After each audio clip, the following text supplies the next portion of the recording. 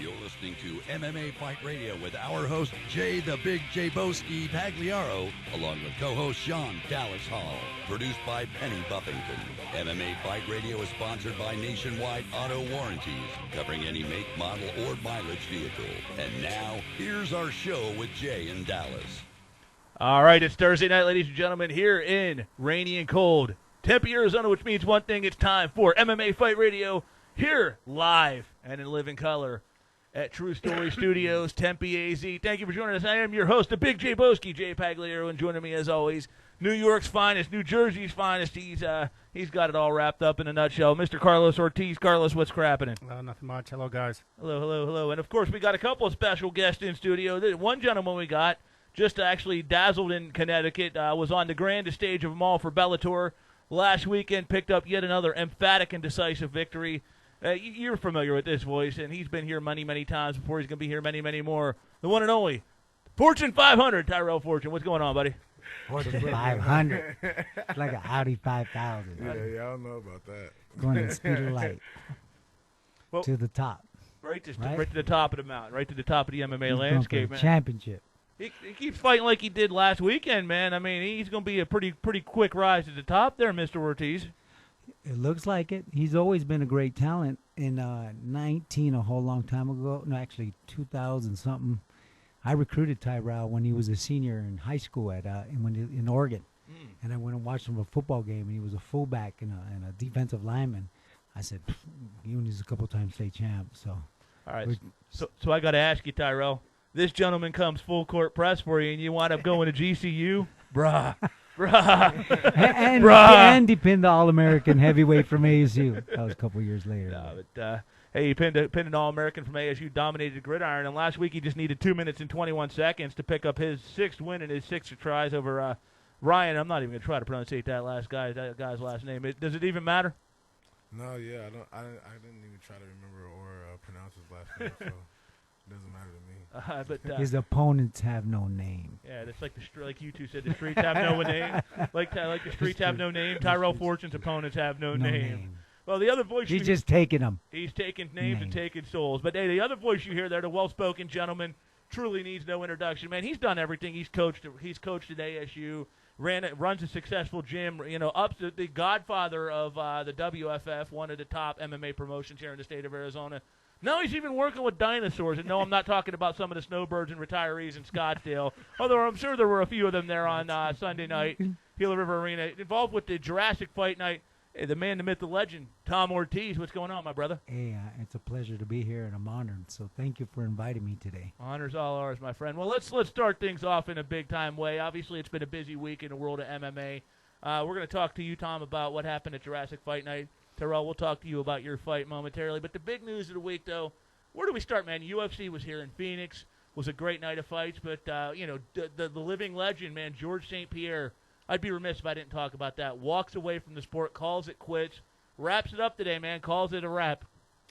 George, obviously one of those guys. Listen, when we talk about, there's a lot of great fighters in this sport. To me, though, pound for pound, George St. Pierre was one of the greatest that ever lived. He was the type of guy, gentlemen, he didn't do one thing exceptionally well, but he did everything right. And to me, he was the consummate mixed martial artist. He wasn't a great trash talker. He didn't go out there, and especially in this day and age where you need to sell yourself up, he let his actions speak for themselves, and you couldn't beat him. I mean, after the Matt Serra fight, the guy was on an unstoppable run of terror, and came back after a layoff, won the middleweight title, and decided, you know what, I've had enough. I'm walking away again. So, definitely a big loss to the MMA community seeing him go, but what a career he had, Thom. Oh, absolutely. I've watched so many videos trying to learn the technique that he was utilizing and how he was able to utilize wrestling to MMA. If he went to a high-level wrestling meet, he'd get beat. If he went to a high-level jiu-jitsu, he'd get beat. If he went to high-level boxing, he'd get beat. If he get high-level Muay Thai, he'd get beat. But you put it all together in the cage, and he's truly, definitely one of the best. You would have to say top three, right? So I watched a lot of videos. One video I used to watch a lot was the one when he did with Miller, when he fought Miller. That's a great video to watch because so much Miller was throwing everything he had at him, some weird-ass shit, and just the different techniques that GSP was able to utilize to stay out of submissions and always keep the proper position. And people would say, well, he's a boring fighter. And I'm saying it's not his fault that he has the superior position. It's up to the opponent to, like, I don't know, get the fuck up, or, you know what I'm saying? So that's my impression of it. I think he's definitely top 3, and he's a could be number 1, but it's a young sport, and there's some truly great ones coming up. I mean, I've been training my 7-year-old. He's ready to go. And, I mean, one of these days we'll be talking to Tommy Ortiz, a 7-year-old, about being, we'll be saying George who. I doubt we'll be saying George who, but no, you never know. He'll be the next big thing. George was a man. George is a legend. Tyrell, you're an up-and-coming fighter in this sport, obviously, and I'm sure you've watched many a GSP fights, especially with his wrestling acumen. What were your thoughts on him as a fighter, and what do you think the legacy he leaves behind in the sport is? I definitely think he's a GOAT in the sport, but just when reminiscing when he was talking and hearing everything he had to say about his own retirement, I was actually quite disappointed. The way he talked about it was just like, I felt like very egotistic. Like the way he the mention of him going out on top of the game, which I have to disagree and say that's kind of false, because he took. That's just his accent. He's French. I mean, he sounds arrogant. I'm not impressed with your performance. Parlez-vous français? He's Canadian. I know, but he's French Canadian. Oh, okay, whatever it is. I mean, he took out a Bigsby, you know what I mean, who was only had one eye. Did you want him to fight Whitaker? So I'm just saying. You want him to fight Whitaker? If you want to make a statement like that and saying that you're going out and you're on the top of the game, then you got to be careful. I think you should be careful saying that, because he really wasn't. I mean, he took. Well, at least fight Tyrell or fight. He was smart at the end of his Khabib. career. That's why he was able to say that, because he just chose the right fights. Did he choose challenges or people who are up and coming who are dangerous? No, he didn't, because he didn't want to get. I like to see him fight Woodley or Whitaker. Right. Yeah. Then if you win one of those fights, then you can definitely retire and say, yeah, I went out on top of the game. Yeah. Oh, there was because Woodley's fast. Yeah. And that was GSP's one of the strong elements in his fighting. He had the speed on people against Fish. He was faster. Back then, the athletes GSP was fighting didn't understand the wrestling game like they do now. Now you have other wrestlers who are in the NCAA tournament who are college wrestlers in that same weight class. How would your wrestling and your skills stack up now? I think now it would be hard for him to take Woodley down. It's a great time for him to leave, because now you have Woodley in that weight class, Usman. You have Kobe Covington. You have Askren. I mean, there's plenty of guys you could challenge GSP and put his legacy up for challenging it. Right now, it's probably like the best time. You say, you know what, I'm done. I left on top because I didn't get my ass whipped by none of these young guys coming up. So I can say that, and I'm done. Well, if I can intervene here real quick too, one fight that was being discussed, that if he was going to win and go out on top, beating this guy would have certainly been it. There was a lot of negotiations and talk that he was going to fight Khabib. Whether that was at 175, 170, or 160, that there was talks he was going to fight Khabib. They were in negotiations. Negotiations broke down, and GSP said, "That's it, I'm done." So, I mean, to me, if GSP wins that fight with Khabib, then I think what you're saying, Tyrell, makes sense. You can say he did go out on top, but we all got to admit it was pretty impressive for this guy to come off the shelf, even though Bisping did have one eye. And beat the middleweight champ, but that is a nice way to go out on top. Even they if used to train together all the time. They trained together for years. He knew the formula to beat him. Sure, he trained with the guy for that long, and then he only has one eye. It's not hard to know that you only got to swing from one side. One side he can't see. Left hook. Ding, it's pretty easy to be the guy that can't see that from punches coming from that direction. So is that like beating a one-legged man in an ass-kicking contest? Go ahead, Tom. Yeah, it's worse. Where is this going? Is this good? I like this radio show. This is bomb. Come in anytime. Anytime. You have me. I'll come. As you guys said a whole lot, I kind of forgot where we're at. GSP, I think the reason why he was going for Khabib, one, size. He's bigger than him, so he could help negate the takedown. Yes. Which people have defended the Khabib takedown. He's just relentless and keeps it going. I'd like to see Khabib and Ferguson fight. I think that would be a great fight. You just don't know. You can never count Ferguson out because he'll be getting his ass whooped and then, triangle. I'm like, what the hell? Or you knock someone out. That dude He's crazy. So I'd like to see him and Khabib fight. GSP choosing Khabib. He's a 70, 85, so he should be fighting either Whitaker or even the New Zealander. What's the dude's name? The Stylebender dude. Oh yeah. I like that dude. Adesanya. I like him. I like watching him. too. My son, he's like, Dad, let me watch a video, and I always show him that one so he can do the twirls and kicks. Learn it when you're 7. He might still come back because I forgot his exact words he said. He said that for the right amount of money, for the right fight, he will come back. So I think he will either fight Khabib or Conor. I think he'll come back for that. I don't know if he'll come back for either of them, man. Money talks. Yeah, This that's guy- what he said when he talked. He wouldn't fight Anderson Silva at his prime. I mean, there was a lot of excuses why he wouldn't fight Anderson Silva. He I'm got not kicked in the head. I don't know. I mean, Connor's going to kick him in the head. And Khabib's money. going to beat him No. up. And I money. mean, that's- I think back then GSP will wasn't. beat both those guys. You think Okay, he'd beat? he'd I don't beat know if Conor. he'd beat Khabib. I think he might beat Conor.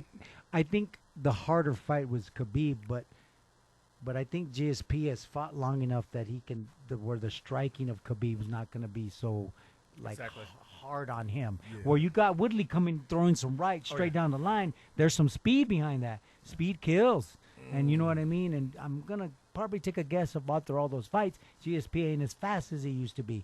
You know, he used to do that jumping, flipping, all that good stuff. Sure. I don't know how much he can do that anymore. You know what I mean? I'm just saying, After Woodley. 15 minutes of fighting. Yeah, I mean Woodley.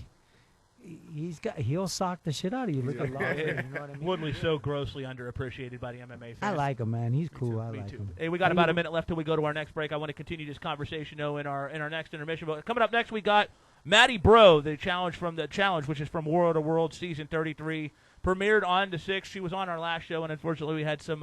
It was a good show, but there's some stuff happened. We're going to bring her back and talk about her, and we're going to discuss this and much more. We're going to discuss more about GSP, talk about Tyrell's fight, talk about Jurassic Fight World, or was it Jurassic Fight Night? Yeah, Jurassic Fight Night. Jurassic- I sent you a picture of the.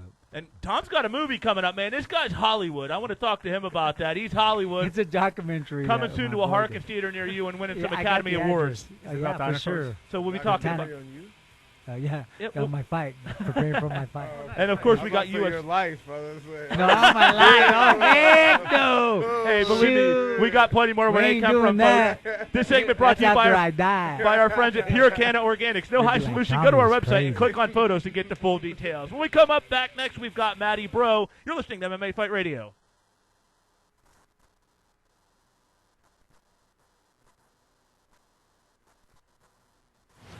On Saturday, March 2nd, UFC 235 takes over Las Vegas with a blistering hot event topped by 2 title fights.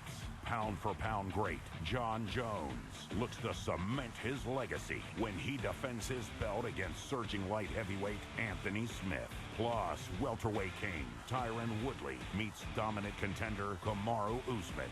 UFC 235, Jones versus Smith, only on pay-per-view. Cards subject to change. Are you paying unexpected costly repair bills on your car? Need an extended auto warranty? Look no further than Nationwide Auto Warranties. Any make, model, or mileage vehicles, they've got you covered. Protect yourself now or pay for costly repairs later. We obtain factory-like coverage for your used vehicle. Extend your original factory warranty. Most vehicles, makes, and models qualify. Nationwide Auto Warranties average $500 to $1,000 less than dealers. Visit nationwideautowarranties.com or call 623-935-7988 for a free no-obligation quote. Hi, I'm Di with the Di 4 Gourmet Caramel Corn, and we're based out of Avondale. We have been with Barterworks now for about 5 years or so. Had some great bargains that we get by bartering. For instance, our shirts, my hats, bartered. Been on vacation because you know you can only work so much and you got to get out of here. So I can't say enough about the company or Lori, who is the owner. He has always gone above and beyond, and the times that maybe she didn't have something available, found it. So if you're on the fence about barter, don't be. Give Lori and Barterworks a shot. You won't be disappointed.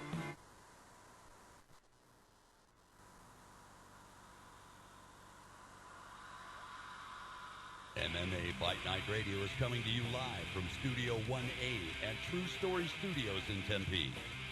And now, more from the boys. It's Jay and Dallas. Studio 1A, Toy Story Studios, rainy, cold, Tempe, Arizona. You know, we're bitching and moaning about how cold it is and people are driving like lunatics on the road. I'm telling you right now, though, come June and July, every single one of us will be praying to whatever spiritual deity it is we believe in for this kind of weather. So we bitch now, But in June and July, when it's 120 degrees and hotter than swamp ass out there, believe me, this can stay like this. This can stay like this anytime. Tyrell got a big smile on his face, like, all right. He's from Oregon. He's Portland. He He knows what rain is. Yeah. He said, "There ain't nothing. This sun's gonna be out in a couple of days, and everybody's gonna be happy." This is He'll be like, "My lips are dry." This is squirrel piss compared to Portland, man. I mean, it rains all the time in the Pacific Northwest. This is nothing. And you see how the people drive out here. We get a little bit of rain on the road, and they act like it's the apocalypse out there. Mhm. There's a lot of oil on the road too, though. That's why. There's a lot of snowbirds here too. Yeah, that's what makes it crazy to me. Is there's so many snowbirds here that drove in 6 feet of snow and 20 degrees below weather where there's ice all over the place. You see a little bit of rain, and all of a sudden it's like the Indianapolis 500 on the 202. It's slipping and sliding, and it's like, man, You should get on the 101. That's real fun. It's geez. like a race. People look at you and they start racing you. So what's better? I got an old school Impala, and I don't know why they're trying to race me. So what's better, the 101 on a Saturday night when there's too many drunks leaving Old Town Scottsdale, or during a rain delay? Well, it's close. So you should be in bed by that time. Yeah, you should. There's nothing good that'll happen at 2 o'clock in the morning in Scottsdale. Usually not. Or No, really good. Yeah, or something really good. Well, I don't know. Extra good. At least two of us in the studio are married men, so the only thing good happened for me is me hitting the pillow and going to sleep, at a normal hour. Tom, you can relate. You're a married man with kids. Oh, absolutely. I that's where I'm going. My wife is picking up my sons at my ex-wife, which is Brandy, who owns WFF now. Yeah. I sold my half to her. And then, and so my wife right now is picking up my sons, taking them to my house. So after this, I'll go see them. And then we'll chill and get ready for school tomorrow. So what time's bedtime? What are you, 10 o'clock, 11 o'clock? When I can pull them away from Fortnite and they're doing all these. I'm like, what the heck is all that? Selfies? Fun shit. Yeah. Oh, while we wait for Mattie to come on, I'm going to real quick, Tyrell, talk a little bit about your fight in Connecticut. Obviously, a quick, decisive, dominant performance. You get better and better each fight. And what I like about it is you came in as a pure wrestler, yet we've seen the apex and evolution of you as a mixed martial artist. Now you're knocking fools out. I mean, you're I don't think too many of your fights have gone past that second round, have they?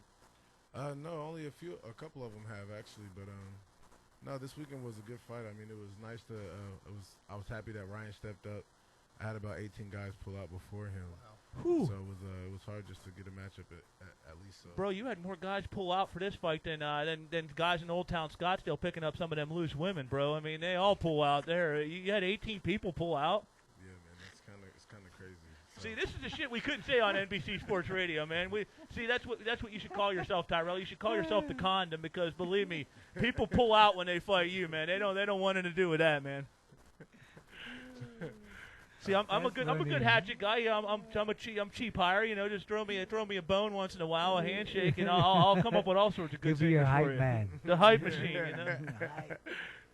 But that's Fortune 500. Fortune 500, the condom. Everybody pulls out when they fight Tyrell. I could make a comment about illegitimacy, but I think that's a little too far even for my liking. But what's next for you, though, boss man? You got you got the big win streak going on. You're shooting up the ladder there in Bellator's rankings. What do you want to see next? Man, right now I think it's just to see a step up in competition. Really, is all I'm asking for, and a shot to start making a name for myself. I can't keep fighting nobody's and expecting to make a name for myself. So that's the biggest thing for me right at this point. Who do you want to fight? I mean, I called out Jake Hager, but I don't even think he's really ready for that. So, I mean, really at this point, I'm not sure. It's a business. I don't really control of that too much. I get a little bit of say so of who I want to fight and stuff, but for the most part, that's up to Bellator to arrange. And They say you want this opponent, and you say I'm down. I say I'm down. I don't say no to fights. I didn't know that you could turn down fights. When the game started, I thought. You got him. Okay. Yeah, I thought that's how it went. Like I thought they said if you want to fight. That's like wrestling. That's like Yeah, you're yeah. in this bracket. You're this is your first match. No, I don't want it. I turned that down. Yeah, I want another guy. Yeah, wrestling. What are you talking about? You can't do that. You can't This is turn where you people. at. This is your opponent. That's who You you guys wrestling. made the same way. No, I don't want to wrestle him. Yeah, you can't pick that. So when I first got in the game, I didn't realize that guys had such a say so on who they fought. I was like, you can actually turn down opponents. Like they're like, yeah. Some people actually have like restrictions, contract restrictions of getting certain guys. Like I was like, that's crazy. I had no idea that was even an option. I thought as soon as you said you want to fight, yeah. He said something about me, sure. Okay. And I'm like, look, so no, I'm willing to fight anyone. I'll never say no. So How many fights before a title shot do you think? man, What's your record? Realistically, I'm 6-0 right now. Okay. Yeah, you need to get some more I'd fights. probably say another 6, maybe, at least, maybe it just to, maybe not even 6 at that point. It just depends on who the opponents, who's left. I got a lot of old guys left in my weight class, so That's true. unless they just claim that they ain't gonna want no title shot He's and move out the way, then that's then we'll see. Like a Roy Nelson. He's gonna be what the month of June is to the Snowbirds here. He's gonna be with that in the heavyweight division in Bellator, and that's clear out all the old dinosaurs, right? Get them all out of town. But no, honestly though, all joking They aside, can come fight for Jurassic Fight. they can come fight for Jurassic. They can To fight. put the old dinosaurs in They our can show. fight Rex the Carnivore King. That's the main event. He got beat. Oh, I Did he won't get? sh- Yeah, yeah, we'll he talk did about get that in a beat. minute. But real quick though, Tyrell, I gotta say though, man, you talked about the level of competition. You want to step up. The gentleman you just fought, his last 5 fights, or 4 fights prior to you, were all against UFC guys now, guys that are currently in the octagon, and he lasted. I mean, he went the distance with 4 of them, and went damn near the distance with the fourth. So I mean, you finished him off in under a round. I mean, that's pretty good feather in your cap because this guy's record a little bit deceiving. He is 5-5, but the level of competition he's fought. Yeah, has Mark been pretty- Hunt was what 7-5. Exactly. My heavyweights is different. There ain't a whole lot of them, so I mean, 5-5 record's good. Exactly. And I mean, you look at his people he's fought. I mean, he fought Alan Crowder. He fought Bueller. He fought Jeff Hughes his last fight. I mean, he took Jeff Hughes a distance, and Jeff Hughes is a finishing machine. So it's a feather in your cap, though. You finished a guy that's pretty damn tough to finish. I mean, it's pretty cool. You beat up a guy who's used to getting beat up, I guess. He's 50-50. But see, the thing is, he lasted longer than that Hardy did, than Greg Hardy did with Crowder. I mean, Yeah, that's because Greg Hardy disqualified himself.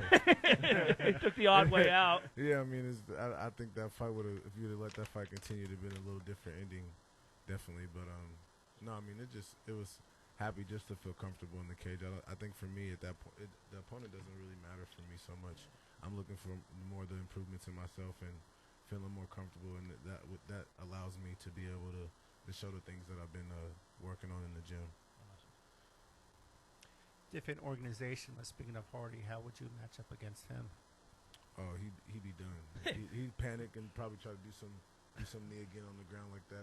I think a guy like that, he's obviously a specimen, but the football muscle doesn't go very far in MMA. As you can tell, he gets tired and exhausted really What about quick. Derek Lewis? Oh, same thing.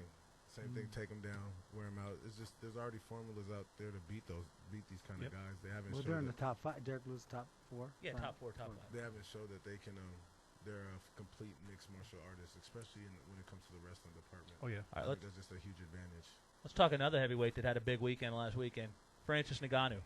How do you match up against him? Because I mean, let's be honest, he's fought 2 tough wrestlers, and he's dispatched them pretty quick. Yet again, like I said, there's already a formula out to beat this guy, and like I said, I just take him down. He's just the same thing as Greg Hardy. Exactly the same way Stipe did. Stipe just did it in a much smarter way. I think for Kane, I think in that fight, I don't think Francis really finished him. I think he had a freak accident happen and his knee blew out. I don't think it was much more than that. Yeah, he looked very conscious. He fell back screaming. I mean, it just looked like a freak accident when he blew his knee out. And so no, I mean, I'm not trying to take anything away from Francis, but in my opinion, Kane's knee is why he lost the fight. Agreed. I agree. I watched the video about 1,000 times. I went over it, and I was like, what the heck's going on?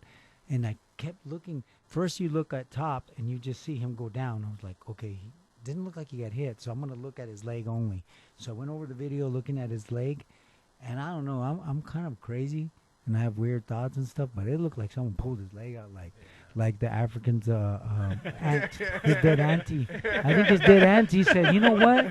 If he wins, he's going to dedicate this fight to me. And she just went, whoop. Oh, look at that video. Oh, it looked like his foot went out. Like I'd never seen a step like that. It was the weirdest thing. Look at the video. It don't lie. It was so damn unfortunate, too, because Kane, I mean, media day, he was ready. You know, you could tell he was ready for it. And it's such a tough thing because the guy's missed so much time due to injury. He gets in there for the first time in almost 3 years. And within 26 seconds, I mean, to suffer another injury like that at 36-year-old, it's hard, especially you're his former coach at ASU. I mean, that's heartbreaking to watch, though. I imagine it's the same for you. Everything happens for a reason, and I would truly believe that. But the most impressive part of that whole fight is when Francis gets up there and talks.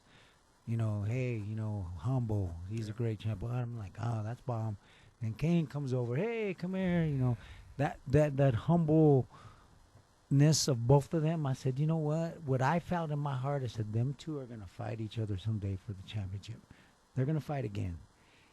I saw Kane the next day. In my opinion, after just being around him, and he's going to fight again. I think it could be a sprain. I don't know. Who knows what is what? You know, the way the leg went out, it was weird. That's all I got to say. So, you know, if it's a sprain, you go forward. And if it's not, then you do what you got to do.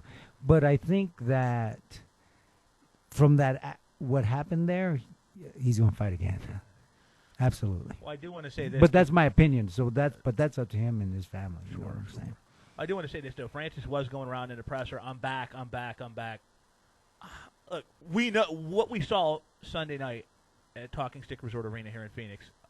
Oh, I think he was ready. I think Francis was ready. I think 100%. he was holding good position. Like Kane said, he probably got in too close too soon. And then the knee hold leg going out, like Tyrell said, it's like that's why he fell down. Because when he went down, he fell to his side.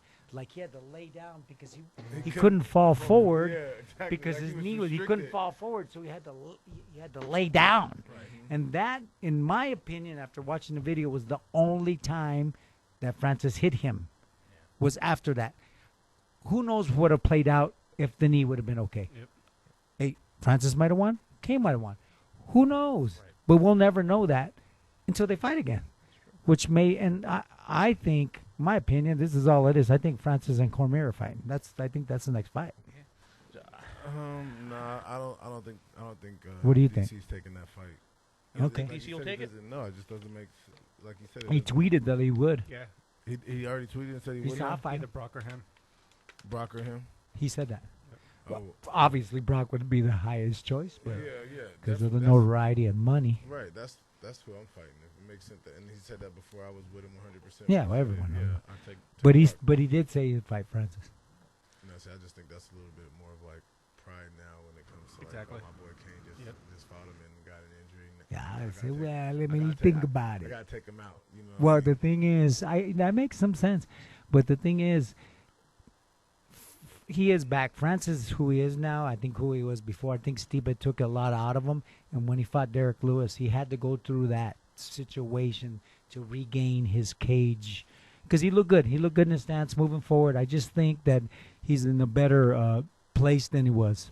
I'm not going to knock Francis here. Sorry, Tyrell. I didn't mean to cut you off there. I'm not going to knock Francis, but what I saw Saturday night from him is what, listen, we know you make one mistake against Francis, he's going to knock you out. I mean, no matter who you are. I'm just not so sure he stacks up that well against a DC or even in a rematch with Stipe because, look, those guys, he's won his last two fights against great wrestlers. It don't make sense for him to fight Stipe. No, it doesn't, but he wants that fight. Yep. He wants that Stipe rematch. It's got to be for a title. I'd be fine for the title. I'm like, I want to fight the champ. Oh, that's what he said at the presser is he said that he'll fight Stipe again, but only if the title's on the line. He doesn't want anything else but a title shot, and I mean, which makes sense. He's dominant, but we're going to find out, man, that wrestling, that DC wrestling, that Stipe wrestling, what's he like when he's put on his back? Because we know he's going to hit you hard, but what we saw against Blades and even Kane was quick finishes. What's it going to be like when he gets into the second round? What's it going to be like when he gets into the third, fourth, and into the championship rounds? And that, against a wrestler like DC who will mentally break anyone, I could be wrong. Francis is, he's a beast. He's a beast, and he. It's about size and speed. And Francis got a lot of size, and he's got a lot of speed. Francis would be huffing and puffing the whole first round. DC would have him on his back and on top of his head. He wouldn't even try to continue to get up anymore after DC took him down and laid him down so hard so many times. And then after he couldn't. What you're saying is that's what Kane would have done had his knee went out. Exactly. Yeah, I think Exactly. a healthy Kane beats First, him. look Yeah. how close Kane was to him before Francis even started punching. His punches were paused. They weren't even straight punches anymore because Kane had closed the distance so quick. That's definitely a takedown. He'd have grind him up against the cage at minimum at least, and then most likely taking him down. Yeah. And then Francis would have been fighting for his life to get up again. He would have panicked, because he feels uncomfortable in those situations, and he would have had to go through a relapse of, this is what happened with Stipe. Second round, he would have been even more cautious about getting taken down. Kane probably would have closed the distance some more, landed a couple of jabs, leg kicks, thrown a couple of just things to keep him guessing up top. Francis would have came in heavy, again looking for a knockout, goes under him, takes him down again, puts him right back in the same situation. The formula to beat those guys is out there, and it's too easy. And one thing they can't go back into a practice room and learn is wrestling. You can't just go back and be like, you know what, I'm gonna dedicate 3 years to wrestling. It's too late. It's too late. And let's be honest, brother. I mean, it hasn't been that long since the Stipe fight. I mean, we're not talking multiple years. We're talking less than 24 months since the Stipe fight. We're talking less than 12 months since the Derek Lewis debacle. I mean, so yeah, we know Francis is a freak athlete. We know he hits hard. Well, I don't think that he learned wrestling. I just think he changed his mind. I think his mind is better because he had a good fight with Steve, but that was a damn good fight, man. No, they were fucking, they were squabbing. They were scrapping, and he was coming back. I mean, Stipe took it out of him. But what I'm saying is, after a fight like that, look at Chet Congo. After he fought Kane, never the same. That's true. So I'm just saying, you know what I mean? But luckily, Francis got his back. Czech has never been the same since he fought Kane. Yeah, I understand. But I'm saying it's also the mentality of the man, too, of what he's trying to do. Francis and I think is young. He hasn't really had to go. No, I'm saying his mentality. I think he got his mind straight. I think his mind is straight now. Right, but I think also too that plays because Francis' career is very new. He's very green in the sport of MMA. 5 years. That's a good point. Czech Congo has been through the grinder over years. I think for him it was more like, man, I'm so old, I'm going out. You know what I mean? It's a little different. You know what I mean? The way they have their perspectives of the game. All right, gentlemen, we do got a wrap for this segment. It's going to be a great one. Just a quick final point, just to give you an idea how young Francis is. His MMA career started 1 month after Cain Velasquez won the UFC heavyweight title for the second time. Crazy. But hey, folks, this segment brought to you by our friends at BarterWorks. Since ancient times, people all over the world have traded goods and services using the barter concept. If they needed a tooth pulled, they gave the dentist a chicken. Come see how we do things at BarterWorks.com. When we come back, we've got more action-packed talk here on MMA Fight Radio. On Saturday, March 2nd, UFC 235 takes over Las Vegas with a blistering hot event topped by 2 title fights. Pound-for-pound great John Jones looks to cement his legacy when he defends his belt against surging light heavyweight Anthony Smith. Plus, welterweight king Tyron Woodley meets dominant contender Kamaru Usman. UFC 235, Jones versus Smith, only on pay-per-view. Card subject to change. Are you paying unexpected costly repair bills on your car? Need an extended auto warranty? Look no further than Nationwide Auto Warranties. Any make, model, or mileage vehicles, they've got you covered. Protect yourself now or pay for costly repairs later. We obtain factory-like coverage for your used vehicle. Extend your original factory warranty. Most vehicles, makes, and models qualify. Nationwide Auto Warranties average $500 to $1,000 less than dealers. Visit nationwideautowarranties.com or call 623-935-7988 for a free no-obligation quote. Hi, I'm Di with the Guy for Gourmet Caramel Corn, and we're based out of Avondale. We have been with BarterWorks now for about 5 years or so. Had some great bargains that we get by bartering. For instance, our shirts, my hats, bartered. Been on vacation because you know you can only work so much and you got to get out of here. So I can't say enough about the company or Lori, who is the owner. She has always gone above and beyond, and the times that maybe she didn't have something available, found it. So if you're on the fence about barter, don't be. Give Lori and BarterWorks a shot. You won't be disappointed.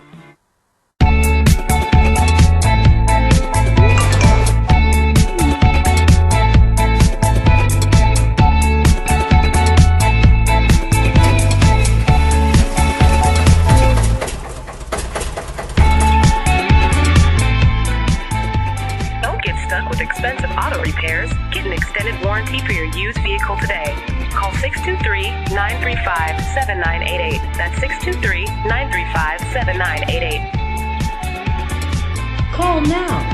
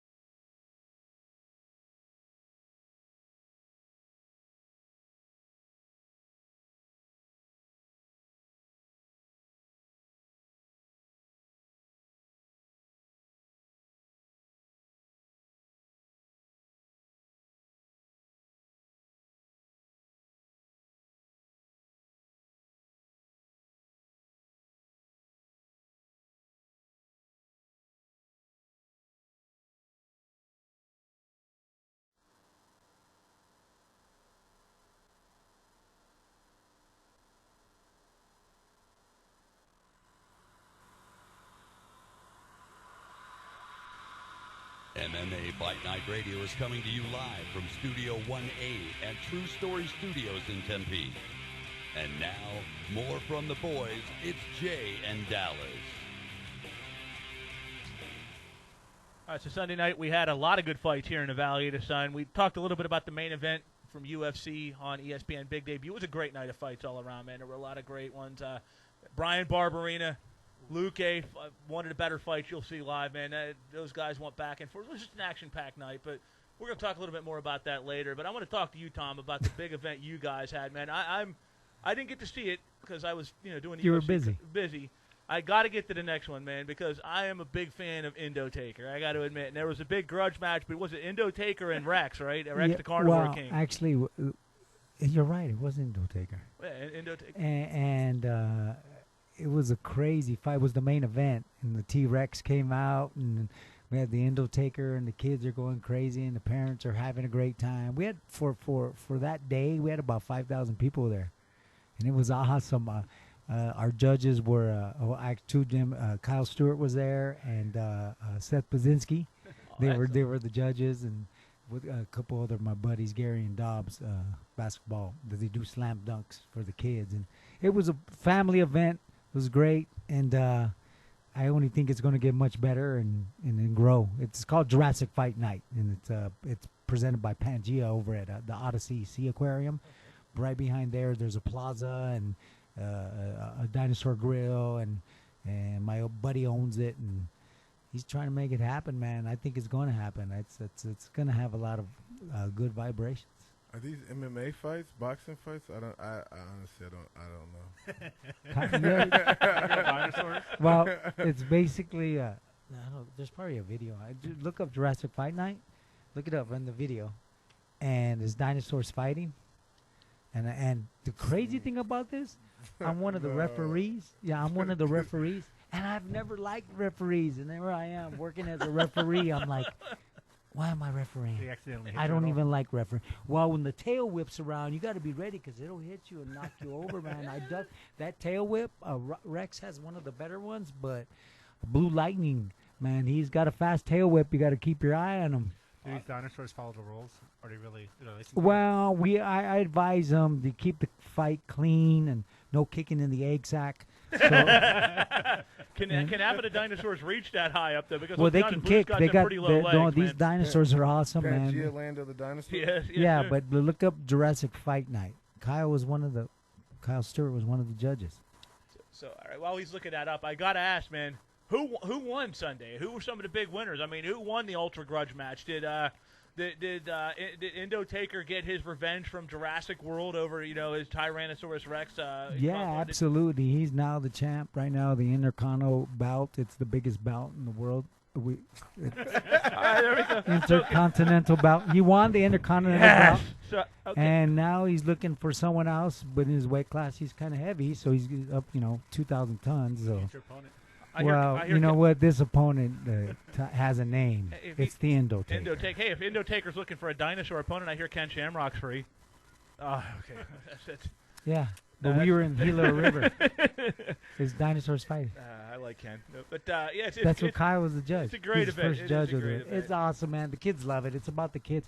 You know what? What we're about, the show's about, is it's about love, peace, and unity, and a safe place to have fun. And that's all a mom wants for her kid. That's all the dad wants, and that's what we're about. And it's cool. You know what I mean? No humans get hurt, and parents were about that, and no animals get hurt. So it's all good. Even better. So and everyone has a great time. We have a dance team, and they have fireworks, and it's an ultimate. It's a Hollywood production show. It's pretty fun. Nobody's really fighting though, right? There's guys in there. One of the guys in there, he tries to get hurt. He broke someone's neck. He broke the dinosaur's neck. Andrew Watson. He got in that dang thing and he was running. Which dinosaur's neck got broke? Well, he wasn't supposed to do that. He said, fuck it. I'm just gonna do it. The show's over. What are they gonna do? Kick me out? So he did great. He came running and he hit the dinosaur, whop, and his neck broke. And I was like, what the hell? And I was trying to hold it up, and I'm looking, and the owner's the other ref, Adam, my boy Adam, and he said, hey, go get another dinosaur. I ran off, and just before that, we had a new Lucha Libre dinosaur come out, run out. So I ran in there and I said, "Yo, get in there, Brendan." And Brendan weighs about 110 pounds. He's not meant for fighting. He goes, "What?" And he goes, "Who's out there?" I go, "It's just Andrew." And he went, "Oh my God, all right." He jumps in the suit and he starts running out there. The lucha libre, and then he don't even. And then it was Stiggy. Yeah, Stiggy was in there. And Stiggy went after him. I said, "Oh man, lighten up!" He didn't know what was going on. Wait, Stiggy broke somebody's neck? Yeah. Stiggy's my homie, dude. Yeah, that dude he's a beast. He's a neck breaker. He's gonna change his name. Stiggy the neck breaker. That's right. Tyrell ought to get in there and judge the next one, man. Tyrell, you got either judge or referee some of those animals, man. Some of these actually these Jurassic creatures. Yeah, I gotta check it out, man. That sounds like some good times. It was awesome. Kyle was there. He was just sitting there looking at me like shaking his head. You know, his redhead, making funny faces. This was your third show with this, right? Third show with Yeah, this? yeah, absolutely. So, I gotta get to the bottom of this though. How did this come to pass, man? How did this whole Jurassic fighting, dinosaurs, MMA, how did this all come to pass, and whose brainchild was that? Adam, my buddy Adam, and he wasn't able to make it today. I was going to bring him, but maybe I can bring him another time. Yeah. And then he can explain more to the higher level. Would you? I mean, I would love that. Yeah. Yeah, for sure. And then maybe we can meet up and then have a meal at the Pangea Dinosaur Grill over there at the Odyssey Aquarium. It's pretty good. It's great food. And they got an exhibit down below that'll it's great for the kids. He's got a very inventive mind, and I'm there, man. I'm all for it. Hey, you let me know when and where, and I anytime you need extra help, I'll volunteer, man. I want to be part of this, man, because this is my world. Yeah, it's going to take off. Where's the Odyssey Aquarium? It's on the 101 in Via de Ventura, right there on the northeast. Okay, I believe that your call-in guest is with us now. All right, let's go ahead. Let's do it. Let's rock and roll. We're going to go from talking about dinosaurs to talking about reality show superstars, man. We're going to start the bromance segment, even though she's not a bear now, but we're going to call it bromance because we're talking to the one and only superstar herself, Mattie Breaux. Mattie, what is going on? Martha, how you doing, my friend? Oh, my God. Number one, superstar. Number two is Martha. See, the thing is, I got my own little alter ego, the Big J Boski. So, the Big J Boski and Martha, we gotta sit down and talk sometimes because I think we can have some fun with this. I don't know if she sits down, man. See, the Big J Boski don't do anything down. I'm sorry, what was that? I said the Big J Boski's always down, but he never sits down either. So, except now I'm sitting down. Yeah, I mean, feed him a little tequila and we'll see what happens. Hey, I don't threaten me with a good time. I'm down. Let's get the tequila, get the wild turkey. Let's rock and roll. But all right, we talked about it a little bit last week. We're going to talk about it again, or last show. We're going to talk about it again because we had some audio, and I want the world to hear this. Now we got a couple of high-level mixed martial artists in here, a former ASU wrestling coach, MMA coach of the Superstars. They got to hear the story for themselves. This lady on the phone with us broke a windshield with her ass. It is the greatest story I've ever heard. She got a big booty? I don't know. Question wants to know, do you have a big booty? It's got to be big. No, it's not. It's not huge. I mean how big? It's cute. It's cute. I'm not sitting here talking about my butt, but yeah. Well, I mean, if you busted a windshield. And number two, I need some coaches because I need to learn some wrestling. Oh, wrestling. We got a couple. We got a good one. We got a couple good ones here that can show you the ropes, man. I mean, Thom Ortiz is a former wrestling coach at Arizona State. I mean, that's pretty big time. Yeah, we'll show you the underhook. We'll show you the underhook to the hip toss. Well, you the underhook hip what? Hip toss. In other words, you're going to underhook them, and then Tyrell will show you how to hip toss them, Greco style, and throw them on their head. I'm down for that. Well, that's the only way I could go because we can watch you shooting down, getting under people, and you hurt your back. Might as well just underhook them, lift them up, and throw them. That's what I tell my 7-year-old. I said, don't worry about shooting. I love that.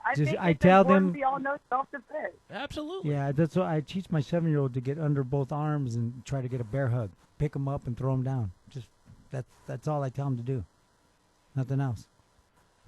Do you talk about, is that when you're taking like one of your left foot and going around back and then sweeping them under, or no? No, you can do that too. I'm just talking using my hips rather than hooking and sweeping, but sweeping and hooking is good. If you're capable and athletic enough to do that, do it. But my son, he's only 7, so I don't really have him doing that because if I try to explain it, I'll mess him up. So I try to make it simple as possible. I tell him, get your arms under. He has a 9-year-old brother. Get your arms under his armpits. Lock your hands. Throw them to the ground. And usually they know how naturally to throw them to the ground. But how old are you? How old are you? Never ask a woman her age. Oh, okay. 29. You're young. Carlos like never ask a woman her age. She's 29, so you're 29 years old. Should I really say my age, or should I just run with it? So Tyrell's going to show you how to hip toss people. So like if you're on the beach running somewhere like some people do, like someone tries to come, hey, and you get an underhook, hip toss them, throw them on the sand. That's what Ronda Rousey used to do. I think that would be great.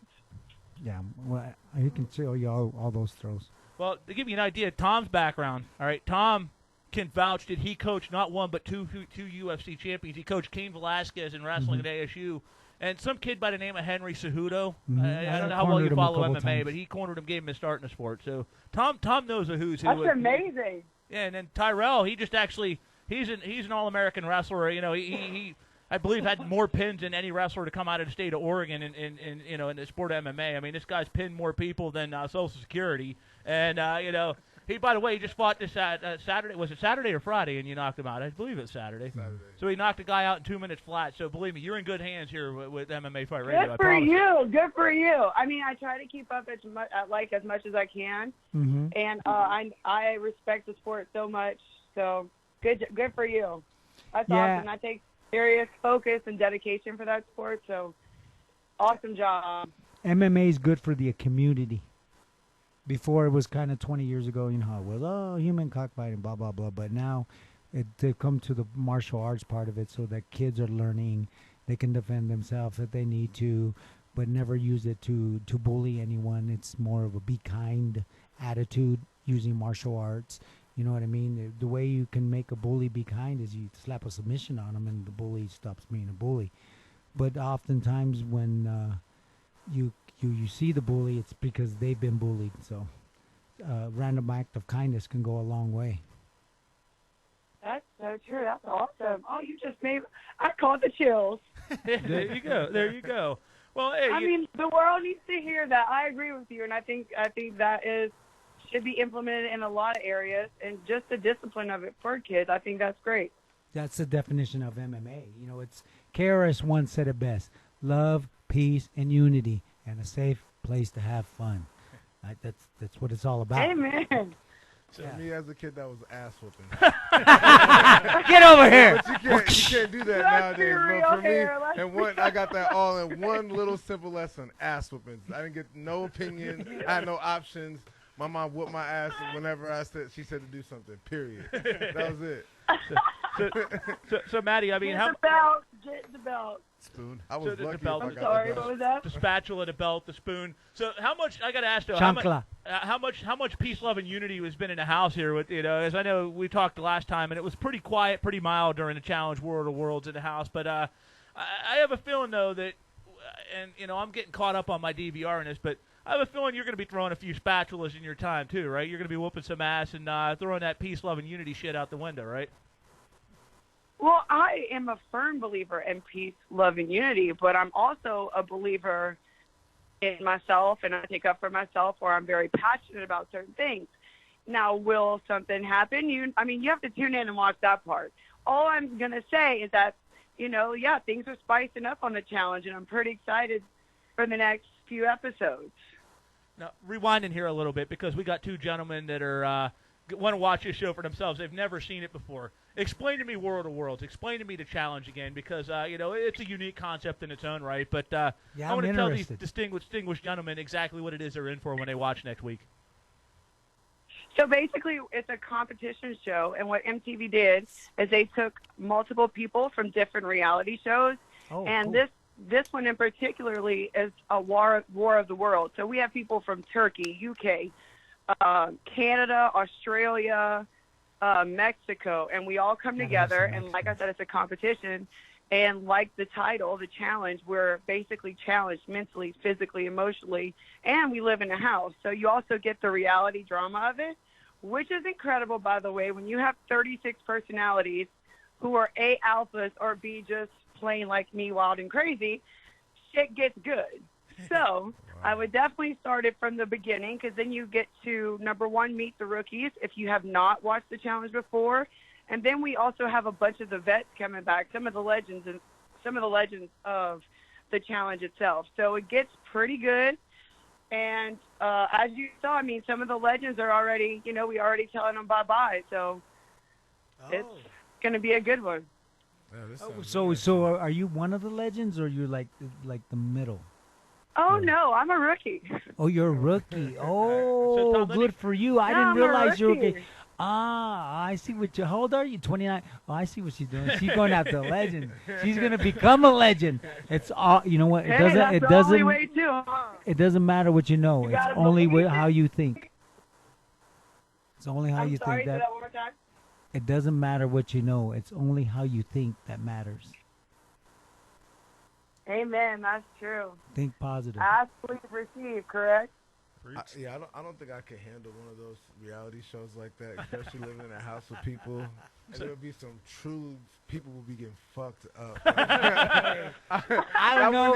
I wouldn't even be willing What to do you argue. think would Be be the straight. hardest for you? I would just be on Tyrell's team. I don't care. I want that. Okay, I'll get it for you. Because he's bigger than everybody else. And I'm that's super the way it works. competitive, and I love the mind games and things like that. But I think in some of those reality shows, just people cross the line, and that's where I would be like, I don't care. This is TV. Like, this is what I do on TV. They're gonna be catching the hands. They're gonna be catching the hands. Real quick, it wouldn't be any Well, more for games. me, I mean, I feel the same way, because I'm not like, I have a very, I have like a button. I will let you press it, and then until I have enough. But when I have enough, and whatever. But for me, that was almost the thrill of it, because I was challenged in so many ways, like things I normally wouldn't allow myself to do, because I know how I am as a woman and how I would react. I let myself go there and see, so I can learn who I am and become a better woman. So, like, I completely get what you're saying. Like, it's difficult to go. Like, some people don't understand how hard it is to completely drop life for however long you're gone. You have no cell phone, no TV, no internet. Now, granted, the first 2 weeks, you're like, hell yeah. Like, I don't have a cell phone. Life is good. The sun is shining. After a while, though, you're with these same people for so long, 24/7. It's no breaks, So you either you love someone, would or break. B, you just can't stand them. So that's where I'm the saying. trauma comes in. I would break, and I would feel sorry for everybody else around me, because now there is no more games. I'm fucking crazy. This nigga's crazy now. Like, and that's the thing about it, too, is you have no access to the outside world. But I'm sure if it's like The Ultimate Fighter, and I believe it's like this on Party Down South, too, Mattie, you have all the alcohol you could possibly ask for at your disposal in the drop of a hat, right? I mean, is it that way on the Challenger, too? I mean, you're allowed to drink and stuff, but more importantly, the challenge focuses on the challenge. So there are days where you shouldn't drink. You don't even want to go out and drink. But, I mean, of course, we're all above the age of 21, so it's not like, hey, you can't have alcohol. It's just, if that's how you want to live your life, you go ahead. can you give us an idea of what a challenge may be like? Yeah, so we actually already have had 2 air. So my first challenge, we actually had to, it was by the sand dunes. We were in the middle of nowhere, and we were just surrounded by sand dunes. And if you go back and tune in, so this is going to be the first one. It's called Impending Doom. This was to get my seat into the house. I started at the top of a dune. They would drop a bunch of balls. You had to get a ball, run up the dune, place it in a barrel. You had to grab a puzzle and then run down the dune and start a puzzle. And if you did not finish, you were sent home. And they call those purges. That means you're purged out. You're no longer, you have to go home. Hey, what kind of puzzle first is it? challenge, we did that.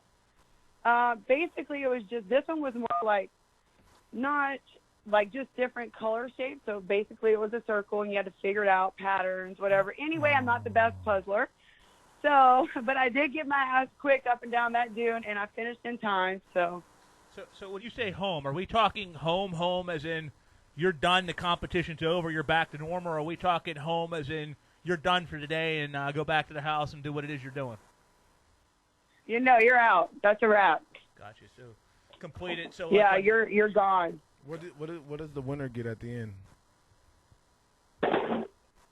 So basically, you're gonna have to tune in and watch the final. I can't reveal the best parts of the show. Oh. Yeah, okay. It's like the Ultimate Fighter. You can only say so much. But is it they're like sworn to secrecy? Is it some kind of financial award? Are you allowed to say that? It's a pot of gold. It's a pot of gold. That's what's at the end of the rainbow. It's a big juicy booty. No, I'm just kidding. Juicy booty. How did it break the windshield? How'd you break the windshield? How did you break the windshield? I figured if you guys could start with ass, I could end with ass. So. Hey, it works for me. So Tom wants to know, and we talked about this last show. How did your ass break the windshield? Okay, so we were playing pool at a vineyard in Thibodaux, Louisiana, and of course I was drinking a few Red Bull vodkas. It was a little rainy out, whatever. I was feeling good, feeling like Superwoman. I was like, come on, let's go outside. So I run outside, get to the hood of my car. So I literally jumped on the hood of my car, then to the roof of my car. Well, I'm like, my foot slipped and my ass went straight through my windshield. Oh, you slipped and smashed. Yeah, I told my mom somebody threw a rock at it. I guess they didn't like me. So they threw a rock at your window or your ass? No, I told She my landed with her my booty. mom somebody threw a rock through my windshield. Oh, God. Gotcha. All right, then the last one I'm going to throw at you here. We talked about our alter egos of Big J Boski and Martha. And, again, this was on the last one, but we're going to recap it here. Our listening audience wants to know, and I know the two gentlemen that weren't here last time want to know, explain Martha to us. Explain the greatness and the epicness that is Martha. Because, hey, Martha and the Big J Boski are going to party one day, but people need to know who Martha is. Okay, well, basically, it's an alter ego. So if I had a little too much tequila, she don't give a fuck. Let's be real. And I don't. I just know sometimes there's a place for it and not. But if I drink, I'll do certain things. I don't know what it is because I never remember. Apparently, this is all story is what I'm hearing. If it's true, I don't even know, man. I never met the girl. I just keep hearing about this shit. Okay. So, anyway, yeah, I guess she likes tequila. She's a hurricane. I had a friend like that in college. I have an alter ego, too. Yeah, me too. I had to let him go after. I'm not alone in the college. world. No, I have one, too. I'm going to party with Jay Boski for and so Martha. long. I'm going to party with Martha and Jay Boski. Yeah, we but got mine is El Viejo. El Viejo. So, That's my alter ego, El Viejo. All right. Ahí viene.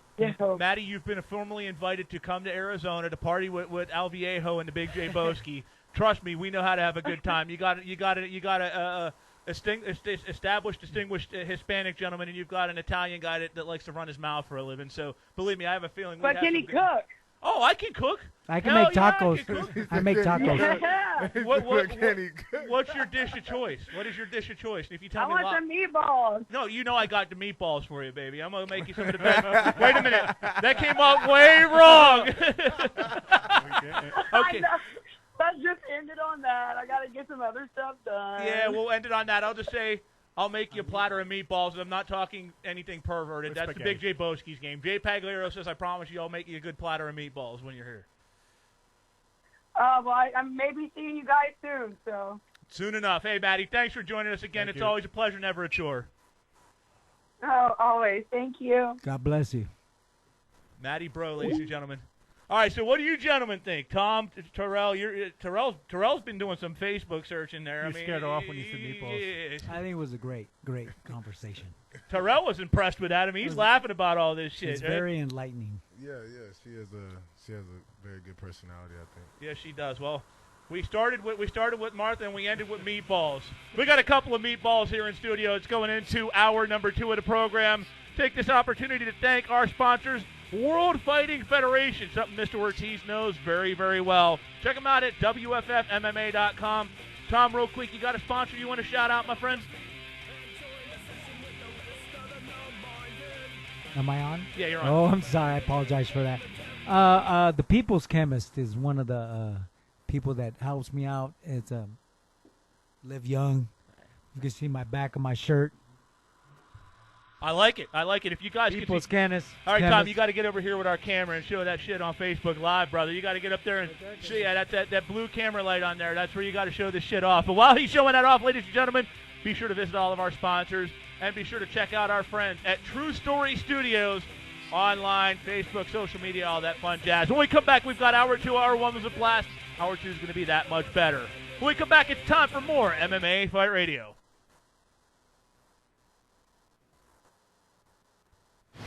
On Saturday, March 2nd, UFC 235 takes over Las Vegas with a blistering hot event topped by 2 title fights. Pound-for-pound great John Jones looks to cement his legacy when he defends his belt against surging light heavyweight Anthony Smith. Plus, welterweight king Tyron Woodley meets dominant contender Kamaru Usman.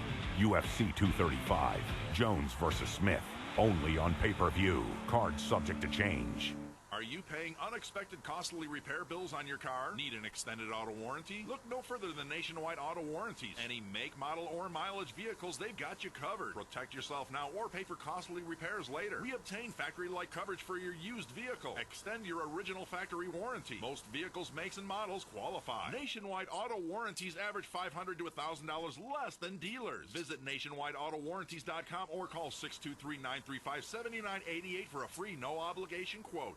Hi, I'm Di with the Di for Gourmet Caramel Corn, and we're based out of Avondale. We have been with Barterworks now about 5 years or so. Had some great bargains that we get by bartering. For instance, our shirts, my hats, bartered. Been on vacation because you know you can only work so much and you got to get out of here. So I can't say enough about the company or Lori, who is the owner. She has always gone above and beyond, and the times that maybe she didn't have something available, found it. So if you're on the fence about barter, don't be. Give Lori and Barterworks a shot. You won't be disappointed. Today, Rob is the man. He's headed to work for a promotion. Rob doesn't realize the importance of a reliable warranty. Any make, model, or mileage. $500 to $1,000 less than the dealers. Don't let an unexpected repair ruin your day.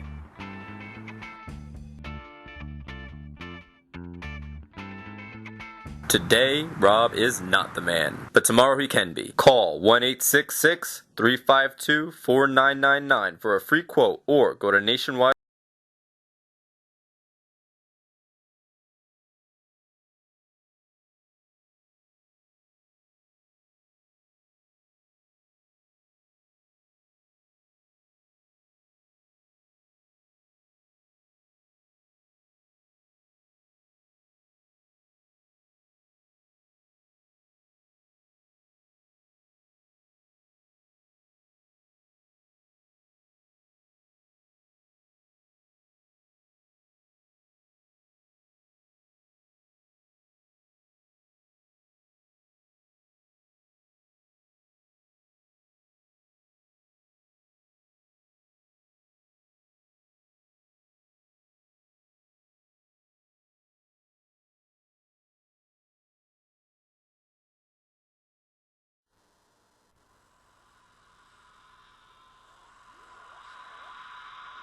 MMA Fight Night Radio is coming to you live from Studio 1A at True Story Studios in Tempe. And now, more from the boys. It's Jay and Dallas. Hey, Hour 2 is brought to you by our friends at Mr. Rogers Homes Team. It's always a beautiful day in the neighborhood with Mr. Rogers Homes Teams. If you're thinking about making a move, if you buy or sell your home with the Mr. Rogers Homes Team, receive $1,000 per successful transaction. All you got to do is mention MMA Fight Radio. Go to MrRogersHomes.com. Also, be sure to check out Tom. What's the People's Chemist? Live Young. Look at that fantastic shirt, Tom. You got to get up there and show that to our audience, man. That is a nice looking shirt there, represented by exactly the icon Thom Ortiz. And you got to even look at the front. It's something on the back too. There you go.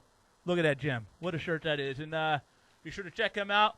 Much love to them. And Tyrell, I know you got a few sponsors you got to get out of get tossed in there, my man. Yeah, nice big shout out to Hayabusa, Blacksmith MMA, and the 86ers for sponsoring me. And Massage Gun, actually. I got happy to announce that I'm now sponsored and an ambassador for Massage Gun. So, yeah, man, that's about it. Hayabusa's got some great shorts. Go ahead, That's Carlos. awesome. What is a massage gun exactly? It's like a Tim Tam, but I like Massage Gun a little better. It has different features that I think make it just a little bit better than the Tim Tam. Sounds good. What is exactly your sponsor? People's Chemist. What is that? It's natural medicine. Okay. If you go look it up, and So meth, heroin, a little bit of cocaine, you know, a little bit. We're not basically, talking. See, you think basically the Sinaloa cartel opened an LLC in Phoenix. See, I gotta admit, when I saw the People's Chemist, I'm thinking some old school UFC shit, some Mark McGuire level stuff going on there. You know what I mean? The People's Chemist. Well, you know, that's funny you said that because it's completely the opposite. The I'm Ortiz joking. cartel. You never heard of him? You never heard of Carlos, him? secrecy. Whip up Ortiz. He's Ortiz too. So you're outflanked. Hey, but if you go look it up, and he's got research. Basically, my boy Shane Allison, he's has a master's degree in botanical chemistry from NAU.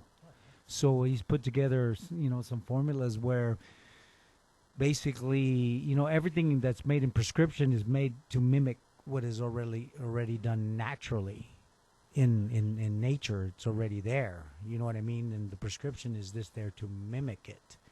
But in my opinion, and seeing that, I think that God probably knows more than man. Yeah. And then my feeling, the creator or whoever, you know what I mean? To each his own. But I think there's a higher power than us. So I look at that and I utilize the products, and the biggest reason why I'm a huge fan of it is because my wife weighed 164 pounds, and then when we got married, she weighed 124, utilizing his system in over an 8-month span. And I think it's a healthy regimen that anyone could follow, and the quality of life gets better. Not only do you get healthier, you'll become wealthier. Is this something that purchasable? Obviously, I mean, is it like a food plan, or is it like a little bit of a what you got to do is go to his website. Okay. You know what? I didn't bring any of his books, but one of his books is, straight up, stop eating so fucking much. That's the name of the book. You know what I mean? That's the name of the book. Stop eating so fucking much. Yeah, it's on there, and then when you read it and it explains why, and then you're able to, basically, you know what? My wife started using, and I was supposed to bring you guys this because this is my wife Shannon's kitchen. Okay. And it was full of granola, but I didn't have anything for dinner, and can I come back? So my wife makes this, and basically, like, it's like she's on Facebook, and it's no artificial sweeteners and no sugar. And she makes this one's cocoa va with coconut oil and vanilla, and it's homemade granola made with honey and eggs, and there's no sugar and there's no artificial sweeteners. So I feed that to my son, who's 7, with raw milk. I don't drink pasteurized. I put raw milk, and he eats it, and he's strong as hell. I got a picture of him here. Raw milk? Raw milk. It's the best milk for you, because then people say they're lactose intolerant. It's not that they're lactose intolerant. It's the pasteurization. I had raw goat milk one time. Oh, yeah. That's good. So what does raw milk taste like? It's delicious. Oh, did I show you? Yeah, actually.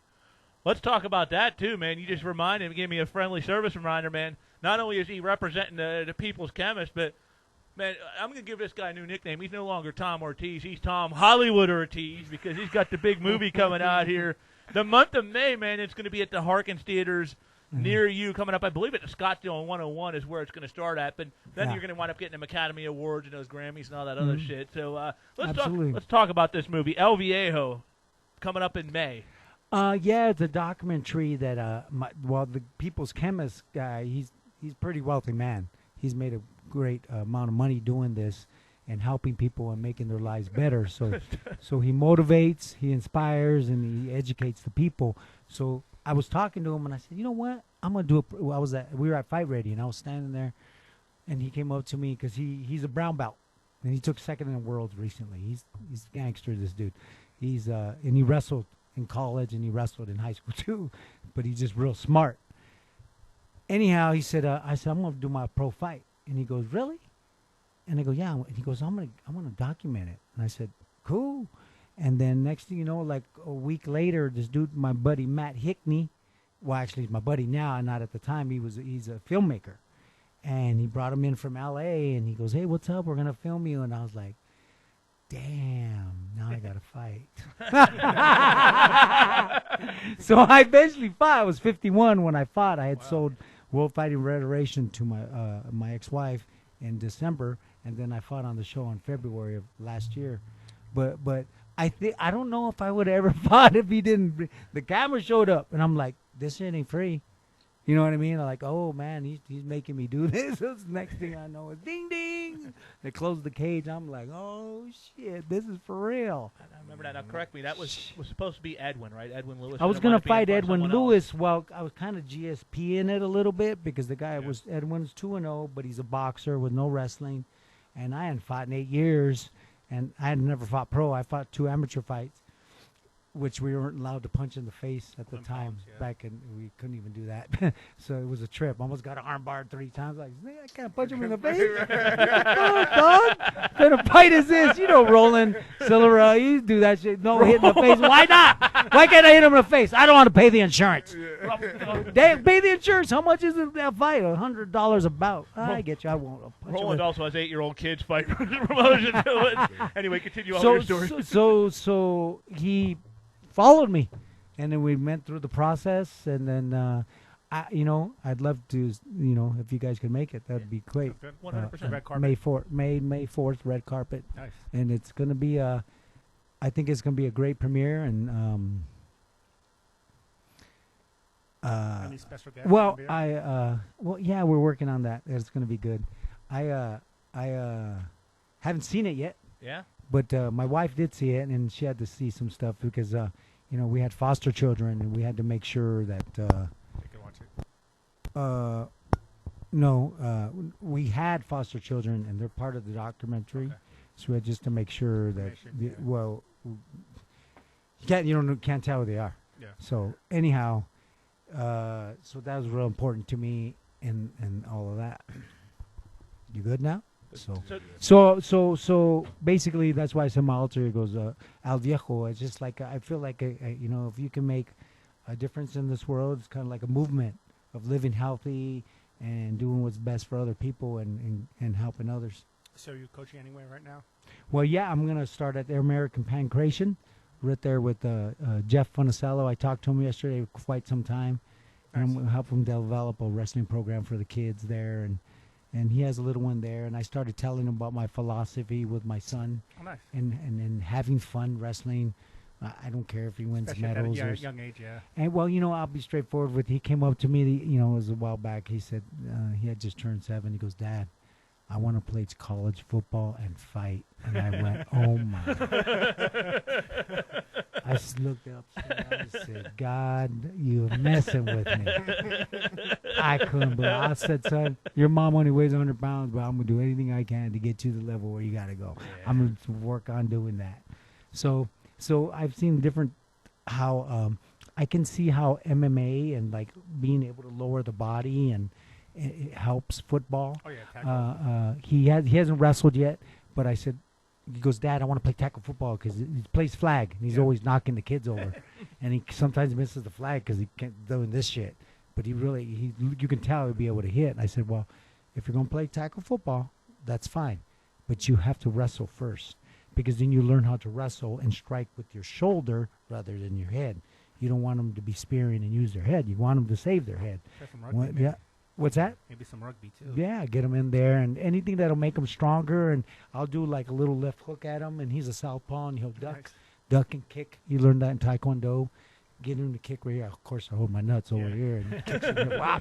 So, but it's about the balance. So sometimes when he's running in his flags, he can lower his level. So I'm just trying to make him athletic as possible. So whatever he chooses to do, I'm down. I don't care if it's tennis. They make a lot of money, them dudes. Yeah. Terrell, did wrestling help your football when you played football?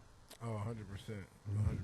Especially on the defensive end, like he's saying, just knowing how to tackle without using your head and be able to put your body in good position helped out a lot. So then that ought to explain why some of these football players like Mattie Breaux have been able to make the transition to MMA, correct? I mean, what do you think the biggest transition from the two sports is?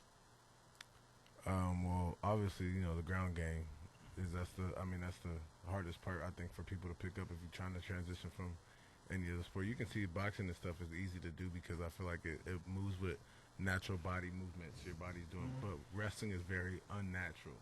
The holding a wrestling position is very unnatural.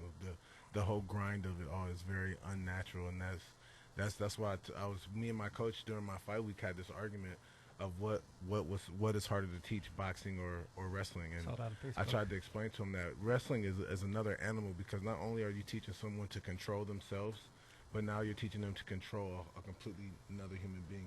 Boxing, you don't control another human being. You control yourself the whole time. But wrestling is just. And you also don't have someone trying to lay on you and pull your head down. There's a different resistance. Yeah. He's trying to control me. I'm trying to control him. I'm trying to outmaneuver him. He's trying to overthrow me. I'm sorry. Go ahead. Personally, I found a difference because I wrestle a little bit. Wrestling is hard every day. When I box, you have hard days, easy days. But wrestling is a grind over and over, or you don't get the same injuries in boxing. Then you throw the jiu-jitsu avenue in there as well, where somebody's trying to rip your freaking arms or take your limbs home with them. I mean, so, to me, wrestling and jiu-jitsu, would you say they're intertwined, or would you say jiu-jitsu is its own animal in its own right? Jiu-jitsu is its own animal. Completely different muscles that you have to engage to operate. Whole different sport. Whole different sport. It's almost like wrestling on the cage. Whole different sport. It's not wrestling. Right. It's not jiu-jitsu. It's wrestling on the cage. Literally, it's a whole different, different hooks and takedowns because the cage is, you almost got to view it as being part of the floor. And that's another point to bring up is people talk about wrestling and, these guys are wrestlers are great, but people don't understand the difference between wrestling and MMA wrestling because we've seen a lot of, Zach Light wrestled, at University of Iowa. Mm-hmm. And Zach Light had he had a respectable career, but he wasn't winning world titles. We've seen a lot of great wrestlers. Townsend Sanders wrestled at ASU. Went 0-2 in the UFC. So, if you but he lost to some good guys. Oh, he didn't lose to bombs and scrubs by any stretch of the imagination. He had some guys that he lost to a couple guys that have been fighting for a while. Mikey Burnett's you can get a really good high school wrestler and be a world champion. DJ only wrestled until high school and became a world champion. It's possible if you can get the basics of wrestling. But learning the basics of wrestling is hard. It's not. It's a longer timeline, and it usually comes from drilling. So does that make sense? Sure. So you mentioned Matt. Was it Matt? How you say last name? Matt Mitrione. Oh, Mitrione, yeah. You fight him? No, I didn't fight him. They trained together. Did you fight him? Would I fight him? No, me and Matt are friends. No, I wouldn't fight Oh, him. really? You guys are friends? Yeah, we were friends. I got it. I didn't know that. Yeah, I used to train him at the Black Zillions when I was coaching down there. Yeah, he was down there. So let me throw this question at both of you then. Being, you wrestled collegiately. Tom, you coached collegiately wrestling, and you moved to MMA. And besides the obvious, which is that octagon or that cage, what's the biggest difference you think between MMA wrestling and, besides obvious the cage and the jiu-jitsu side of things, what do you think the biggest difference between collegiate wrestling and MMA wrestling is? Well, you can lock your hands. Right. I think that's a huge avenue. That's the number one biggest thing that changes the game a whole bunch because now I can really manipulate my weight and control you a lot more. In college, you're not allowed to lock hands until the opponent's if you lock hands, it's 1 point. So what he's saying is it's real easy to hold the guy down. So in college wrestling, they made that illegal because the guy could never get up. If you apply it right around the waist, I could hold Tyrell down for a little bit. He's eventually going to get up because he's big. But there's locking my hands and pulling them like this. It's just the leverage. A guy as athletic as me, same weight as Tom would dominate him. Couldn't get up. Yeah, I'll pull him down, and you can't get up. Right. So locking the hands, probably that's the number one thing. Gotcha. So, it's a big transition, which is why, again, going back to George St. Pierre, that's one of the things he wrestled. I think he doesn't even wrestle in high school. I think his wrestling started when he began his MMA career. And if you look at his wrestling in terms of pure MMA wise, he was so, and putting his credentials in the background here, whether or not we think GOAT, but his wrestling was so damn good in that avenue, which perhaps it was the speed of locking it down. He took down Koscheck, he took down Fitch. And there weren't Shields. very many wrestlers in the game at the time. No, there weren't many decorated wrestlers in the game. Koscheck was a D1 champ though. Koscheck was a D1 champ. Yeah, Koscheck was a D1 champ. He was taking him down. Shields and Fitch both wrestled. They wrestled collegiately. Fitch at Purdue, I believe. Yeah, but D2 is D2 in wrestling and D1. I mean, it's not like football. I mean, D2 and D1. I don't think there's that big of there's a difference in talent between D1 wrestlers and D2 football, but I don't think it's as just more depth, expansive as college football is. No, it is. It definitely is in its own right, especially in certain weight classes. There's only been a few athletes that are D2 national champs to be able to go and win a D1 title or even hang with D1 guys. Not very many guys can go up divisions in wrestling and still hang. Gotcha. Well, ladies and gentlemen, we got more talk coming up here. Be sure to check out our social media pages, MMA Fight Radio. On Facebook, it's again MMA Fight Radio. Also check out us on Twitter at MMA Fight Radio, and check us out on Instagram, MMA Fight Radio. Pretty simple, pretty easy. It's at MMA Fight Radio Phoenix AZ. And also check out our website, MMAFightRadio.com, and of course, I'll be sure to add our friends at Talk Story Studio. It's True Story Studio. What is it? True Story Studios, right? I keep screwing it up. But check them out online. We could be seen on social media. We're also going on YouTube sooner rather than later. I believe it's coming up soon. But, hey, Michael and them doing a great job. But, hey, coming up next, we've got about a half an hour left of showtime, so be sure to join us. You're listening to MMA Fight Radio. On Saturday, March 2nd, UFC 235 takes over Las Vegas with a blistering hot event topped by 2 title fights. Pound-for-pound great Jon Jones looks to cement his legacy when he defends his belt against surging light heavyweight Anthony Smith. Plus, welterweight king Tyron Woodley meets dominant contender Kamaru Usman. UFC 235, Jones versus Smith, only on pay-per-view. Card subject to change. Are you paying unexpected costly repair bills on your car? Need an extended auto warranty? Look no further than Nationwide Auto Warranties. Any make, model, or mileage vehicles, they've got you covered. Protect yourself now or pay for costly repairs later. We obtain factory-like coverage for your used vehicle. Extend your original factory warranty. Most vehicles, makes, and models qualify. Nationwide Auto Warranties average $500 to $1,000 less than dealers. Visit nationwideautowarranties.com or call 623-935-7988 for a free no-obligation quote. Hi, I'm Di with the Di for Gourmet Caramel Corn, and we're based out of Avondale. We have been with Barterworks now about 5 years or so. Had some great bargains that we get by bartering. For instance, our shirts, my hats, bartered. Been on vacation because you know you can only work so much and you got to get out of here. So I can't say enough about the company or Lori, who is the owner. She has always gone above and beyond, and the times that maybe she didn't have something available, found it. So if you're on the fence about barter, don't be. Give Lori and Barterworks a shot. You won't be disappointed.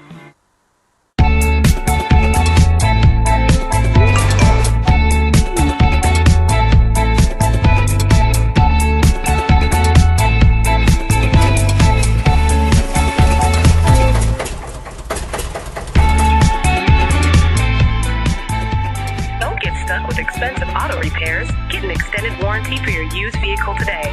Call 623-935-7988. That's 623-935-7988. Call now.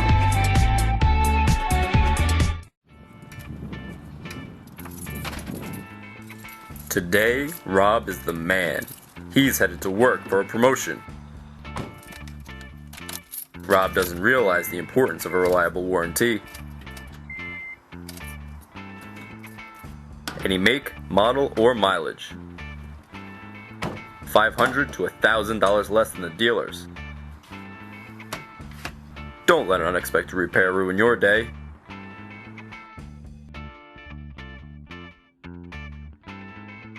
Today, Rob is not the man, but tomorrow he can be. Call 1-866-352-4999 for a free quote or go to nationwidewarranties.com.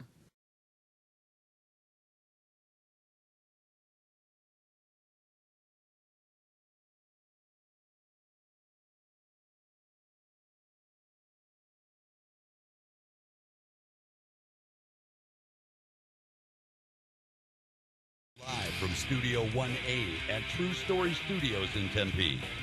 And now, more from the boys. It's Jay and Dallas. All right, so there's a lot of. Coach T. Edwards. There's a couple other names. We've been talking about. No, it's 7. I would say Talking about the people he's coached in MMA. Thom Ortiz here. You know, you mentioned Ryan Bader, Carlos. Yep. Tay Edwards. You coached him, right? Yeah, Kane, Bader, CB, Clifford Starks, Patrick Williams, John Moraga, and T. Edwards. At one time or another, I coached them at ASU. That's just at ASU, not to mention the people that came through Fight Ready. People like Frankie went to ASU, didn't he? Yeah, You he coached went for a Frankie. while. I didn't coach Frankie. Well, I cornered him in the UFC, but I didn't coach him at ASU. When I came back from Iowa State, he was done. Oh, gotcha. But you got to understand, like, you know, you got Townsend fought in the UFC, and you have Dan Severin, Dan Henderson fought at wrestled ASU, Dan Severin, Don Fry. Yeah. I was going to say ASU or maybe Missouri right now. Probably the biggest 2 schools are the most successful. Well, ASU's MMA way guys. ahead. Oh, ASU is like yeah. 13. You know, right now, though, when it comes to champions or top fighters, Missouri. No Right tie fighters. Oh yeah. Yeah, Missouri with Woodley and Askren. And a Bellator Chandler. champion. Yeah, Chandler. Chandler. And somebody else too. I'm missing. You not a Ben Askren fan? No. I love his smack talk though. Well, couple of tidbits in the world of MMA while we're talking about Ben Askren and that avenue, and the people that Thom Ortiz has coached have gone on to UFC. 2 names have asked for their release in the last week. Dustin Poirier and Al Iaquinta both went out. Both went out of the UFC, and this is a press conference yesterday. We're talking about it. Title bout's about to be signed. The interim title bout at 155 pounds. Max Holloway versus Tony Ferguson.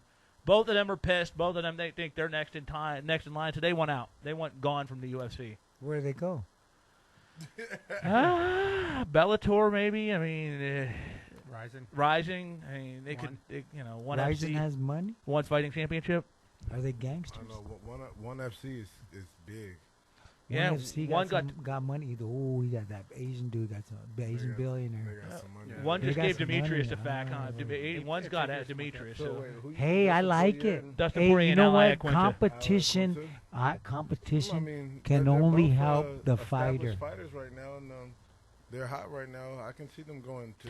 Yo, yeah, they go. They got to get the money while they can. gonna They can't definitely wait. find somewhere You can else never to wait. compete If you if they wait to let get go. the money, that's dumb. This person's paying me more. I'm out. Well, You know what I mean? You take a look at what's gone on with guys like Bader. You know, Yeah, he's Bader's good. an He's amazing golden. fighter that could never quite get his due in the UFC.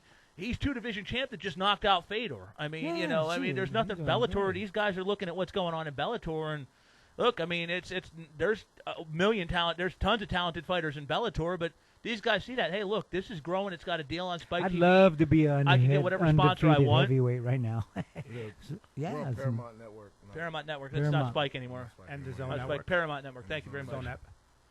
So it's no longer called Spike? No, at it's all? Paramount. Paramount. They changed that like what 2-3 months ago, 4 months ago. A couple years ago. Has it been out? Tom, you can tell you and I we don't do the cable thing because we're still thinking it's Spike. I don't. I'm so forced to have it Spike that I didn't even realize it. Yeah, I watch a lot of videos and stuff on when I do watch the screen, and I watch on the Zone app. you know what I mean. I try to watch things that like educate me and stuff. I'm with you too, but Paramount Like though. I mean, watch that's, a lot of fights. Right. But Paramount, that's a big, Inspiration. still whatever their name is. It's still Oh, it's a huge. big, it's a big network. It's You get that Viacom owns it, right? Absolutely, it's a Viacom-owned company, and the biggest thing is you guys can get. I mean, obviously there's some parameters there about you have to run it by them, but you can get. You're not limited to just a Reebok sponsorship deal, and what you can get on the side that you promote on your own. You can get any sponsor, like you said, Hayabusa, which is one of the best clothing companies in my opinion in MMA. You can get whatever sponsor that's willing to pay you and promote them, right? Yeah. So I mean, there's some benefits for guys like Iaquinta and Poirier to take that job. So where did they say where those dudes were going? Those 4? To my knowledge, they're not. I mean, the release hasn't been official. They both just won out. He always wants out, though. Who's Last out? 2 years. Yeah. He just likes to talk. Who wants out? Al Iaquinta. He's won it out a couple times there before. I mean, he's not particularly the happiest with the lay of the land with the UFC, but it's So the fight was going to be between Holloway and Ferguson. yeah, it's going to be between Holloway and Ferguson. I believe it's 236 or 230? No, 235. Max Jones. Holloway and Tony Ferguson. Yeah, Max Holloway and Tony Ferguson For what? for the interim lightweight title. Wait, what? No, he said not Holloway. It's Ferguson versus. Ferguson and Holloway. Yeah. For the interim lightweight title. Yeah. Holloway's a 45 champ. I know, but he's moving up. going to, let's be honest. Let's be. Everybody wants to double titles nowadays, so he's moving up to. Oh my. You not liking that? No. Elaborate. Fill us in. That just doesn't make any sense. First off, Tony Ferguson's a way bigger of a man than Max Holloway is, and they have very similar fighting styles, except the weight difference now. I think Max Holloway is just biting off too much he can chew. I think he's a G for going after it, but I just don't think that's a smart fight. Second off, you have other guys, I think, at that specific weight class that deserve that shot that you're just pissing on. Which is why Iaquinta and Poirier both won out, because they feel like they're getting the raw end of the shaft they're with saying this. one of them. How come Ferguson didn't fight Khabib? He kept getting hurt. Habib's got that suspension for the case. So Ferguson has to fight somebody, and they jumped Iaquinta. I get it now. It took me a while. Sometimes I was trying to figure out. Ferguson's supposed to fight him twice, and then got hurt against Khabib or what? Yeah, because if you remember, Max was going to jump up and fight Habib in New York when the whole, so I mean, he's I don't know. I'm sort of with you. I think moving up to 55 takes away a lot of Max's gifts, but let's be honest, he's had a couple of tough weight cuts there too. Maybe he's, I don't know. I mean, maybe he's looking to make the jump. I think Ferguson's going to choke him out. You think Ferguson takes him quick? His style. That's my. I don't know how quick, like that. but I just think he's going to choke his ass. I think he's getting into it and he's going to choke him out. I just see they have very similar styles, especially on the feet. With but that Ferguson's wrestling's better. Take a punch, yes, and Ferguson's wrestling's better. But it just when you break it down to that give a punch, take a punch attitude, Max Holloway excels there because of he is cutting that weight. He's a bigger man once he steps in the cage, and he can utilize those skills. If he goes up a weight class, he is going up against bigger men now that do the exact same. That's going to do the exact same thing. So those same punches that he's throwing that's hurting the guys at his weight class that he's dominating at is not going to hurt those guys that are bigger. Right. They're going to eat that and throw heavier punches because they're bigger men than he is. So it's just some styles can transcend weight classes and some styles can't, and you have to be aware of where your line where that is. So from my inbox, one of our listeners, Derek Eames, says he also fought a bigger guy in Ortega too. Ortega's 45 pounds. Ortega's a big 40. Ortega's a big 45. Ortega's a 45. Ortega's a big 45. Ferguson could fight just 170. Ortega's a big 45 pounder. Ferguson could fight 170 in my opinion. Yeah, he's a 45 pounder. Ferguson is a big 55 pounder. Yeah, Derek, he's also a lot taller. Derek, you're watching. Sock him from out here. Pow! Pow! So Derek, your comment is absolutely right. He did fight a bigger guy for 145 pounds. Tony Ferguson could do 165 or 170. We're talking a big 155er. He's big. He's tall. He's a tall guy. He's got a lot of range, and Holloway's good at range. Hot. And he can wrestle. And Ferguson can wrestle. So. And he's jiu-jitsu black belt. Like he got some good. He's pretty well rounded. Although I give Holloway props for having the balls to jump up and wait and take that fight. No, he's trying to get another belt. I don't think that's balls. I think that's just smart. Of course, but I understand where Iaquinta and Poirier. I think one of those two deserve it. After what Iaquinta did to Lee, I was impressed by that. I really thought Lee stepped out there. I thought Lee was going to whoop his ass. Because after the first round, he got his back and everything, and then he fucking stayed in less there than like 24 hours notice, he took that fight with Habib. And, I mean, look, for that little notice against Habib, he handled himself very well. He handled.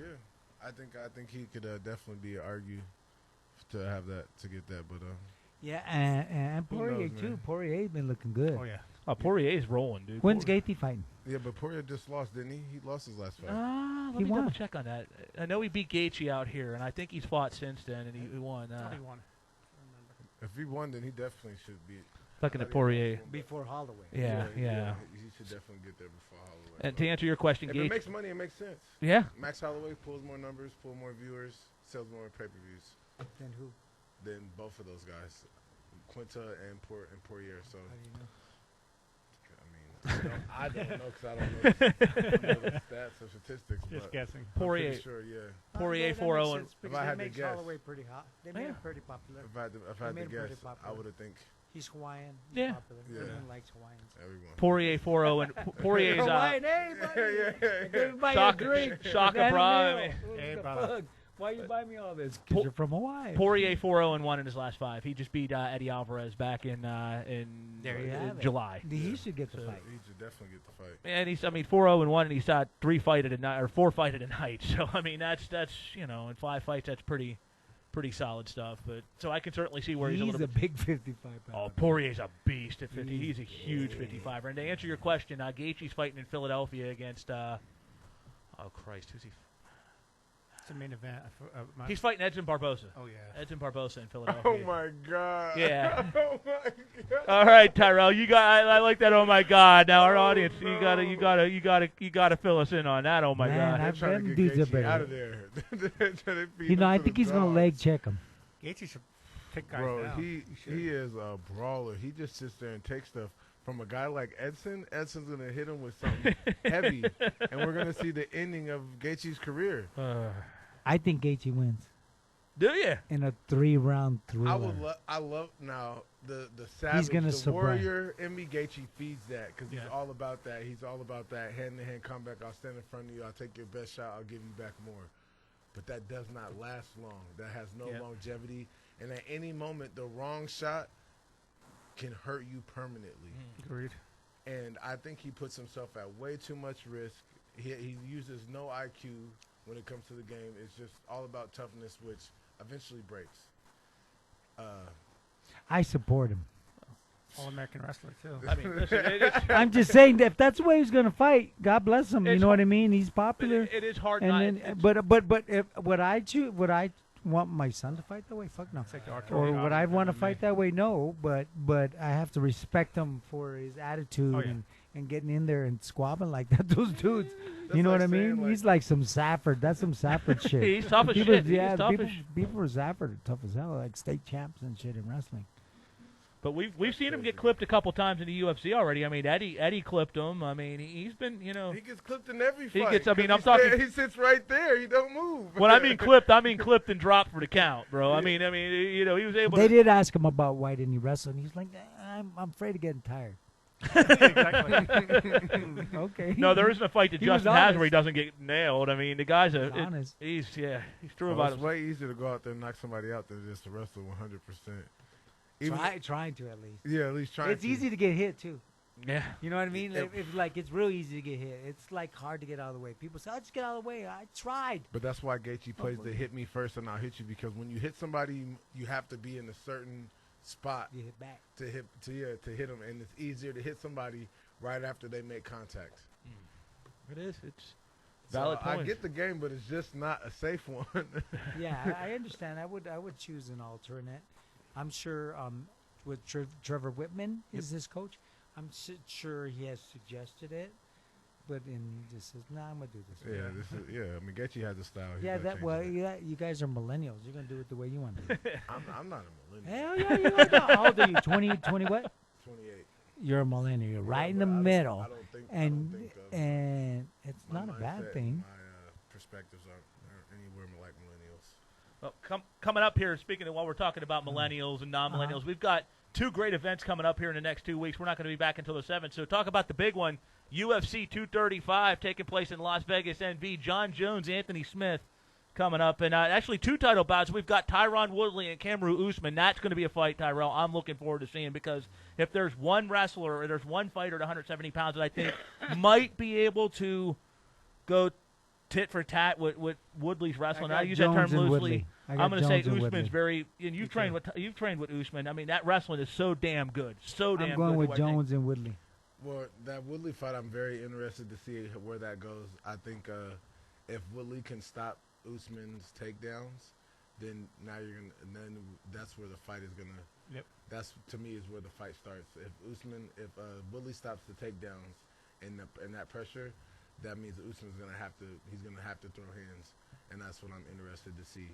I think John Jones is gonna dominate this guy. Sorry to say the least, but I mean, I think he has a puncher's chance. He has shown that he is not afraid, and he will put his head down and throw something. So, and with that being said, John Jones still has to be careful, like he said, and still be prepared to fight.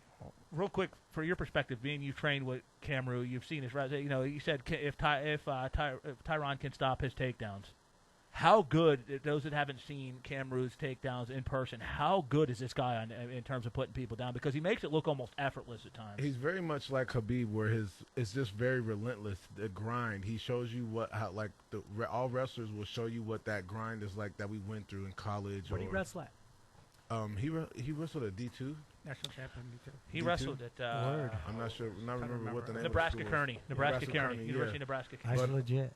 But yeah, those dudes were always tough. We were at Iowa State. His grind is what Woodley's going to have to adjust to, and someone constantly wanting to be in your face. But like we've seen, with pressure can get you hurt. I think Woodley knocks him out. Me too. Yeah, so yeah, pressure. He's gonna hit him with a right pow. That pressure, if you don't go in correctly with Woodley explosive, fast as he is, you make one mistake trying to enter, and he knows you're going for a takedown. And he's a wrestler too. He's gonna have a low base. He's gonna be throwing uppercuts, hooks, like Tom is saying, he could get knocked out. So that's why I think this is going to be an exciting fight, because that's where the fight is going to be at. Woodley knows Usman is coming for the takedown, and so he's going to be trying to throw it. You're going to see knees, uppercuts, and a lot of things coming from Woodley to negate those. I think they're both going to get knocked out. I don't know about knocked out. I know I'm saying Johnson. Jones is going to knock him out, and I think we'll give our predictions coming up next segment. We'll give a comprehensive breakdown and talk about some of the other fights that are going on. Besides that, one of your old guys, Frankie Science, is fighting on that card too. So we'll break this down in full. But hey, coming up next, ladies and gentlemen, we're going to wrap things up here on MMA Fight Radio. Once again, be sure to visit us on social media. And hey, every other week we're going to be doing this show. You can check it out on our website, on YouTube, on all that fun stuff. And you never know, man. Maybe we'll wind up putting clips, because we got the video opportunity to put a video in there too. So maybe on YouTube we'll put some clips of Indo Raptor putting the dominance down, or Tyrell laying the smackdown on his unwilling foes. But be sure to check us out 24/7, 365, MMAFightRadio.com. When we come back, closing time here on the show.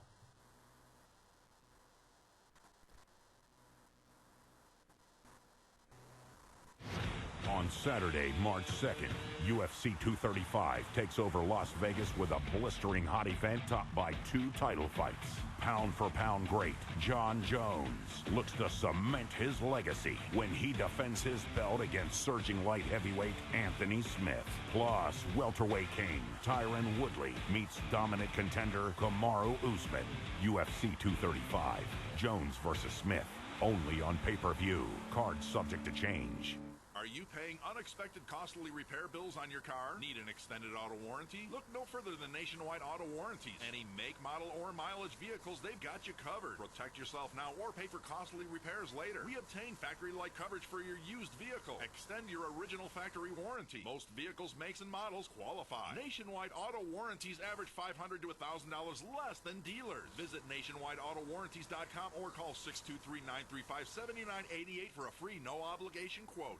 Hi, I'm Di with the Di for Gourmet Caramel Corn, and we're based out of Avondale. We have been with Barterworks now for about 5 years or so. Had some great bargains that we get by bartering. For instance, our shirts, my hats, bartered. Been on vacation because you know you can only work so much and you got to get out of here. So I can't say enough about the company or Lori, who is the owner. She has always gone above and beyond, and the times that maybe she didn't have something available, found it. So if you're on the fence about barter, don't be. Give Lori and Barterworks a shot. You won't be disappointed.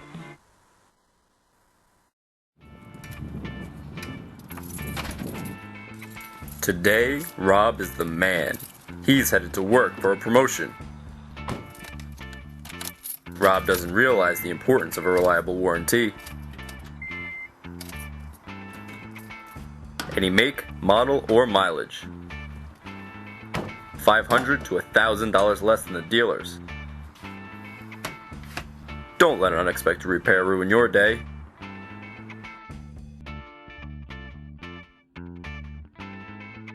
Today, Rob is not the man, but tomorrow he can be. Call 1-866-352-4999 for a free quote, or go to nationwidewarranties.com.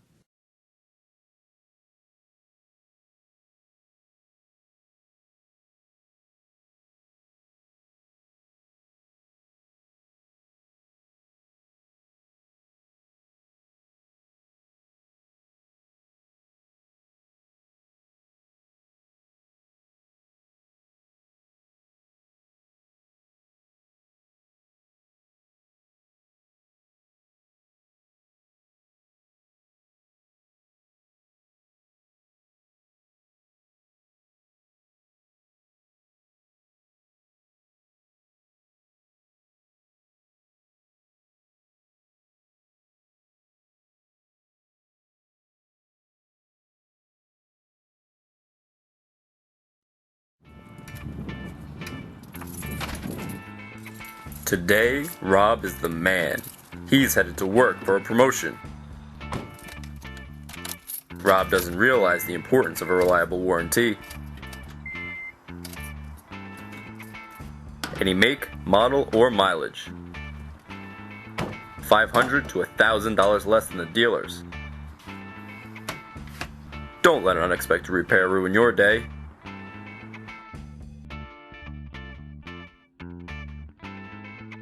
Today, Rob is not the man, but tomorrow he can be. Call 1-866-352-4999 for a free quote or go to nationwidewarranties.com.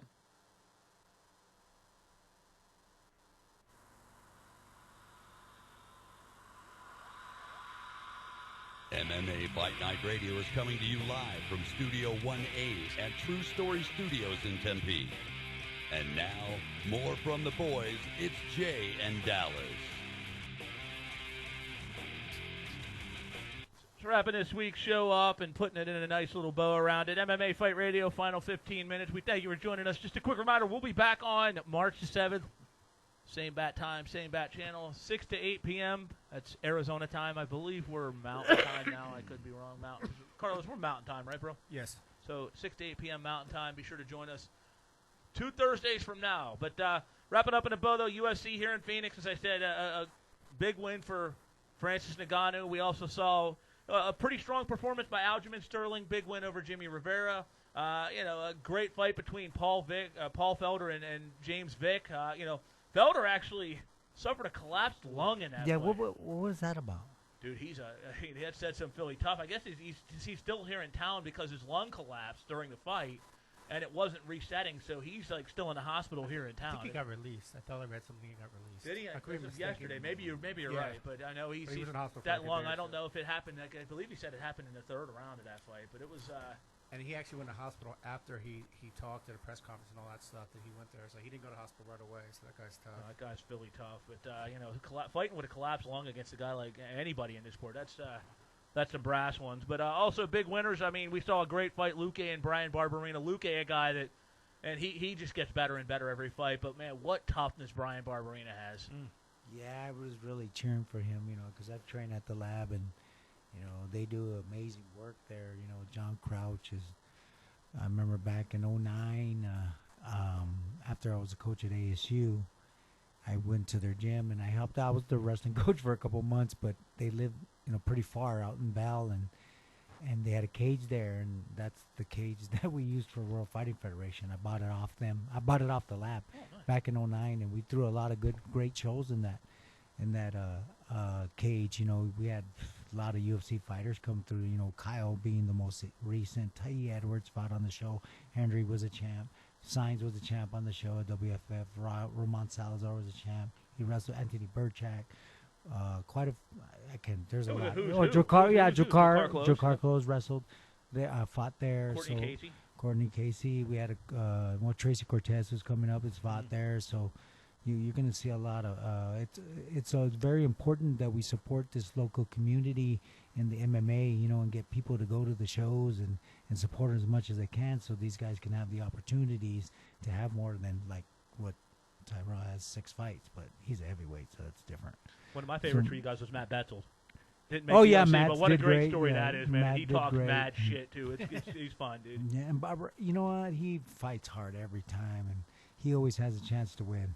But that's a good story. If you've never seen Matt Betzel, folks, be sure to look him up. Believe me, and there's some clips of him from WFF on there that you want to check out. But other victorious that we talked about, Courtney Casey. Unfortunately, she suffers another razor close fight. This time loses Cynthia Cavallo. Story of her career, man. She's close with. It's like she gets to the judge's scorecard, and it's a mixed bag because the judge, never leave it to the judges. Yeah, that's tough. I mean, she's tough though. She got in there with Cynthia and let it all out, and it was that was a great fight. It could have gone either way.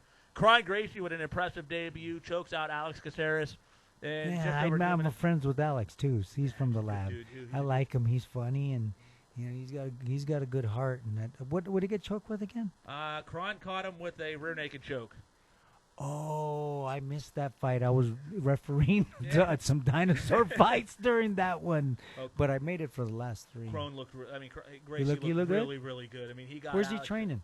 He runs his own gym in L.A. I know he was training up with the Diaz brothers too for a while. Okay, so. I get it. Awesome. Then How old is he? I believe 29. Like 29, 30. Yeah. Is that old? Yeah, just turned 30 in July. What's his record? He is 5-0. 5-0. Yeah. So that was his first fight in UFC. Yes, sir. Yes, sir. And that was at a tough 40 one. at 45. Yes, sir. And that was a How tough big one. is he? Crone is 45. he's 5'9", 145 pounds. Because Alex is pretty big, so was he bigger than Alex? No, Alex had the size advantage on him. Alex had the size and the reach. That's a tough one, though. That was Alex's 20th fight in the UFC. So I mean, somebody that's God bless him. Yeah, good. If you can Hope he has more. Me too. Good dude. Deserves it. Andre Philly defeats Miles Jury by unanimous decision. Yeah, I know Miles too. He's lab too. Miles is lab now? Or he was. Oh, he was. I know he was at Power for a while. And I'm then, not sure where he's at now.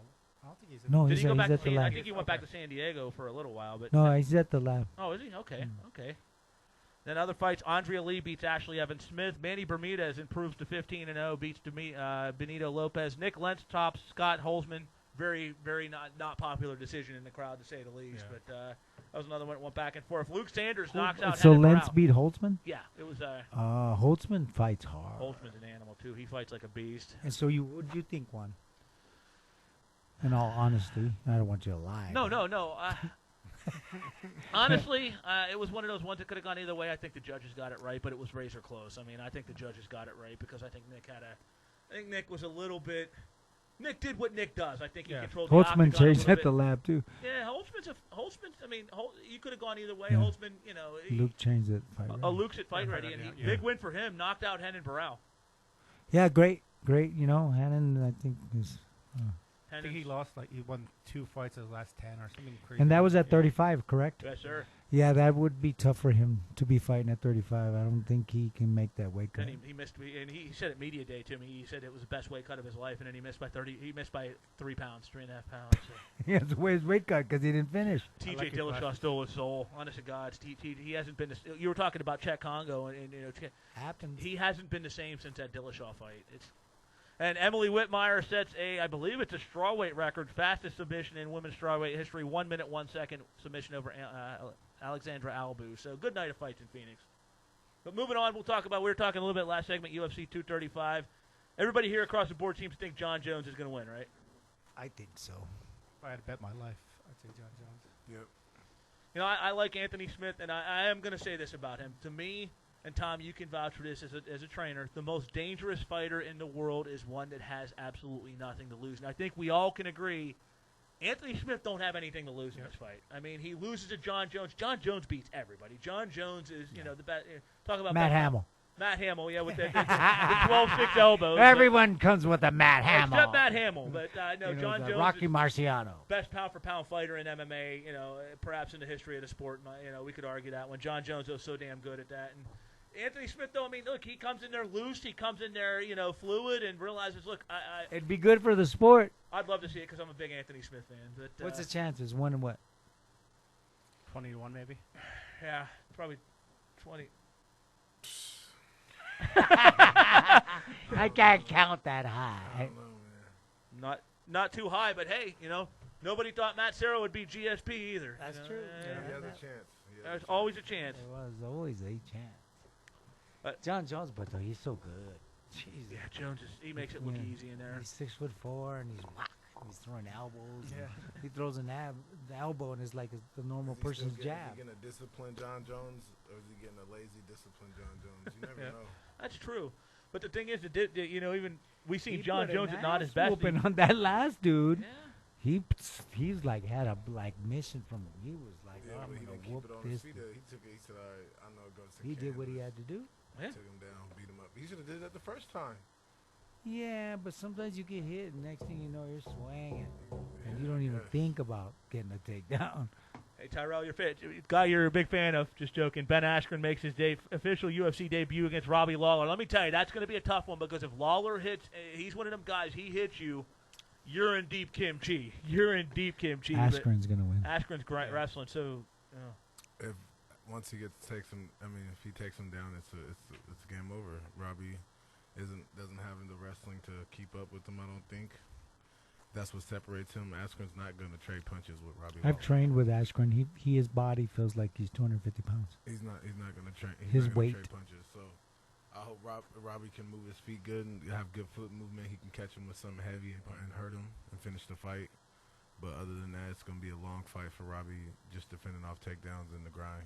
Ben's one of them guys. It seems like if he wants to get you down, it's a foregone conclusion. What's up, Carlos? Oh, no, nothing. No, I agree 100%. Took the words out of my mouth. Cody Garbrandt, Pedro Munoz, 135 pounds. That one an interesting one. And let me tell you, Cody coming off a couple of tough losses to T.J. Dillashaw. Munoz is one of those guys, man. I mean, he hits like a tank truck, and he's fast. So that one, Cody jumping right back into the deep end, so to speak, because Munoz is pretty damn talented too. Yeah, but I really don't think Cody's getting much of a challenge again. I think for Cody, even with that Dillashaw fight, there was so much emotion in him, and I think those losses for him were good. He was undefeated. He was on a tear. He was hammering everybody in front of him, and then not only did he have a test physically within his athletic side, but he had a test emotionally and within himself, because there was so much of that emotion that was going through him just from the bad blood and the way TJ had left the gym. So I think we could see the beginning of like Cody's next uprising, and we could see something special out of him again. I'm really curious to see how he makes his way back to the championship. If he still has a chin. Well, what I saw when he fought TJ is that he had TJ. He just needs to learn when to shoot, much like Gaethje. Mm-hmm. Cody just needs to, if he hits someone with the 3-piece, pop, pop, pop, then shoot a double leg. Get him on the ground. Whereas he did that to TJ. He went pop, pop, and TJ was going back, and he kept coming in, and he got in the pocket, and TJ said whack, hit him with a hook, and that was good night, Sally. So it's about the tactics. You know what I mean? I'm hoping. I don't know what they're doing. I'm not one to tell him what to do, but I would have him after his left hook. I'd have him shoot a double leg. I mean, I think he's tough. I mean, Cody, Carlos, you said about does he still have a chin, but let's be honest. In both fights, people forget the first fight, man. Cody was more than holding his own with TJ. I mean, he was doing very well when he got caught. It happens. And then the second fight, I was there. I was cage side. That shot would have knocked a lot of people on their ass. Yeah, but he put himself there. Yeah, he put himself there. Right. Hit. He did put himself there, but I mean, that was more of a question of does he have a chin. Believe me when I tell you, those shots that TJ hit him with. it's not about having a chin. No, I mean, like once you get knocked out a few times, some people's chin just gradually, deteriorates. So understandable what you're saying. That's what I'm worried about. TJ's chin just got beat up by Henry, and he had to cut more weight for that. So, why would he do that? Man, I don't know. That's cuckoo. I don't know. People think Good that for weight Henry. cut is a game. They think it's I was like, man, TJ, because Henry called him out at 35. I was like, man, Henry, he's kind of big. Thinking to myself, and I said, they're fighting. I go, oh, Henry, this is gonna be a tough fight. Then they're fighting at 25. Oh, I said Henry's winning. Yep. Because he's made that weight. It's like that's his weight. I haven't been this light since high school. Then why are you cutting? What they paying you? They're paying a lot. Okay, cut. Well, that's why, because the pay is good. Yeah, he was sent down there to try to get rid of the weight class. He was sent to kill off 125. That's what he was sent to do. He was paid to go kill the weight class, and then he got knocked out. Henry said, we ain't done yet, man. We ain't Henry, done. I bet Dana was real upset with him after that. Oh, he was mad. He was up there. I could see him. Did you see him in the cage? He was like, boy. That was the first time I seen Henry's Dana. like, Dana gave I'm away. rich. Henry's like, I'm rich. And Dana's like, I just want to slap that. He left. Dana didn't stay in the ring. He left. That's what I saw. I'm watching there on television, and there's Eric jumping around, with his sunglasses or whatever. The big glasses. And then Dana's just like this. He has a black shirt on. I was laughing. It was funny. Before we wrap it up, man, we got a big fight this weekend as well, O2 Arena in Czech Republic. Real quick, we're going to run it down. What's going on? Jan Blachowicz takes on Thiago Santos. That's going to be an interesting fight because Thiago, that guy's a big 85er, and he hits 205er, and he hits. You're in trouble if he hits you because that guy can hit. He's another one. Big power. Yeah, but that's another thing. His gas is quick. His gas tank is not very long, so his power is not going to threaten you for very long. So he's sort of like So it's a 30-second fight? How long? 1 minute? Depending on, if you let him blow his load real quick and you How long you take it before he blows low? 1 minute? That's what she said. 3 minutes. 3 minutes, I think. You give him 3-4 minutes, Wow. depending on the pace of the fight and if you're wrestling him or you're standing on the feet. Being smart. But he shows that he is definitely dangerous, fast, quick, explosive. But get him on the ground, wrestle, soften him up for 2 minutes, and then see how he feels then. Well, ladies and gents, it's been a fantastic show. As always, like to thank my friend Tyrell Fortune. Tyrell, thanks for joining us and coming in, my friend. Thank you for having me. And of course, the man, the myth, the legend, Thom Ortiz, Hollywood Thom Ortiz. El Viejo. And what did I call I'm not going to use a condom nickname for Tyrell. We got El Vallejo and we got Fortune 500. Tyrell Fortune 500. Fortune and fame. Fortune over fame. But you're going to have both, fortune and fame. Hey, guys, it's been a great show. We thank you for joining us. For Carlos Ortiz, Hollywood Thom Ortiz, and Fortune and Fame, Fortune over Fame, and Fortune 500, Tyrell Fortune. I'm Jay Pagliaro, the Big J Boski. We'll see you 2 Thursdays from now here on MMA Fight Radio. Good night, everyone.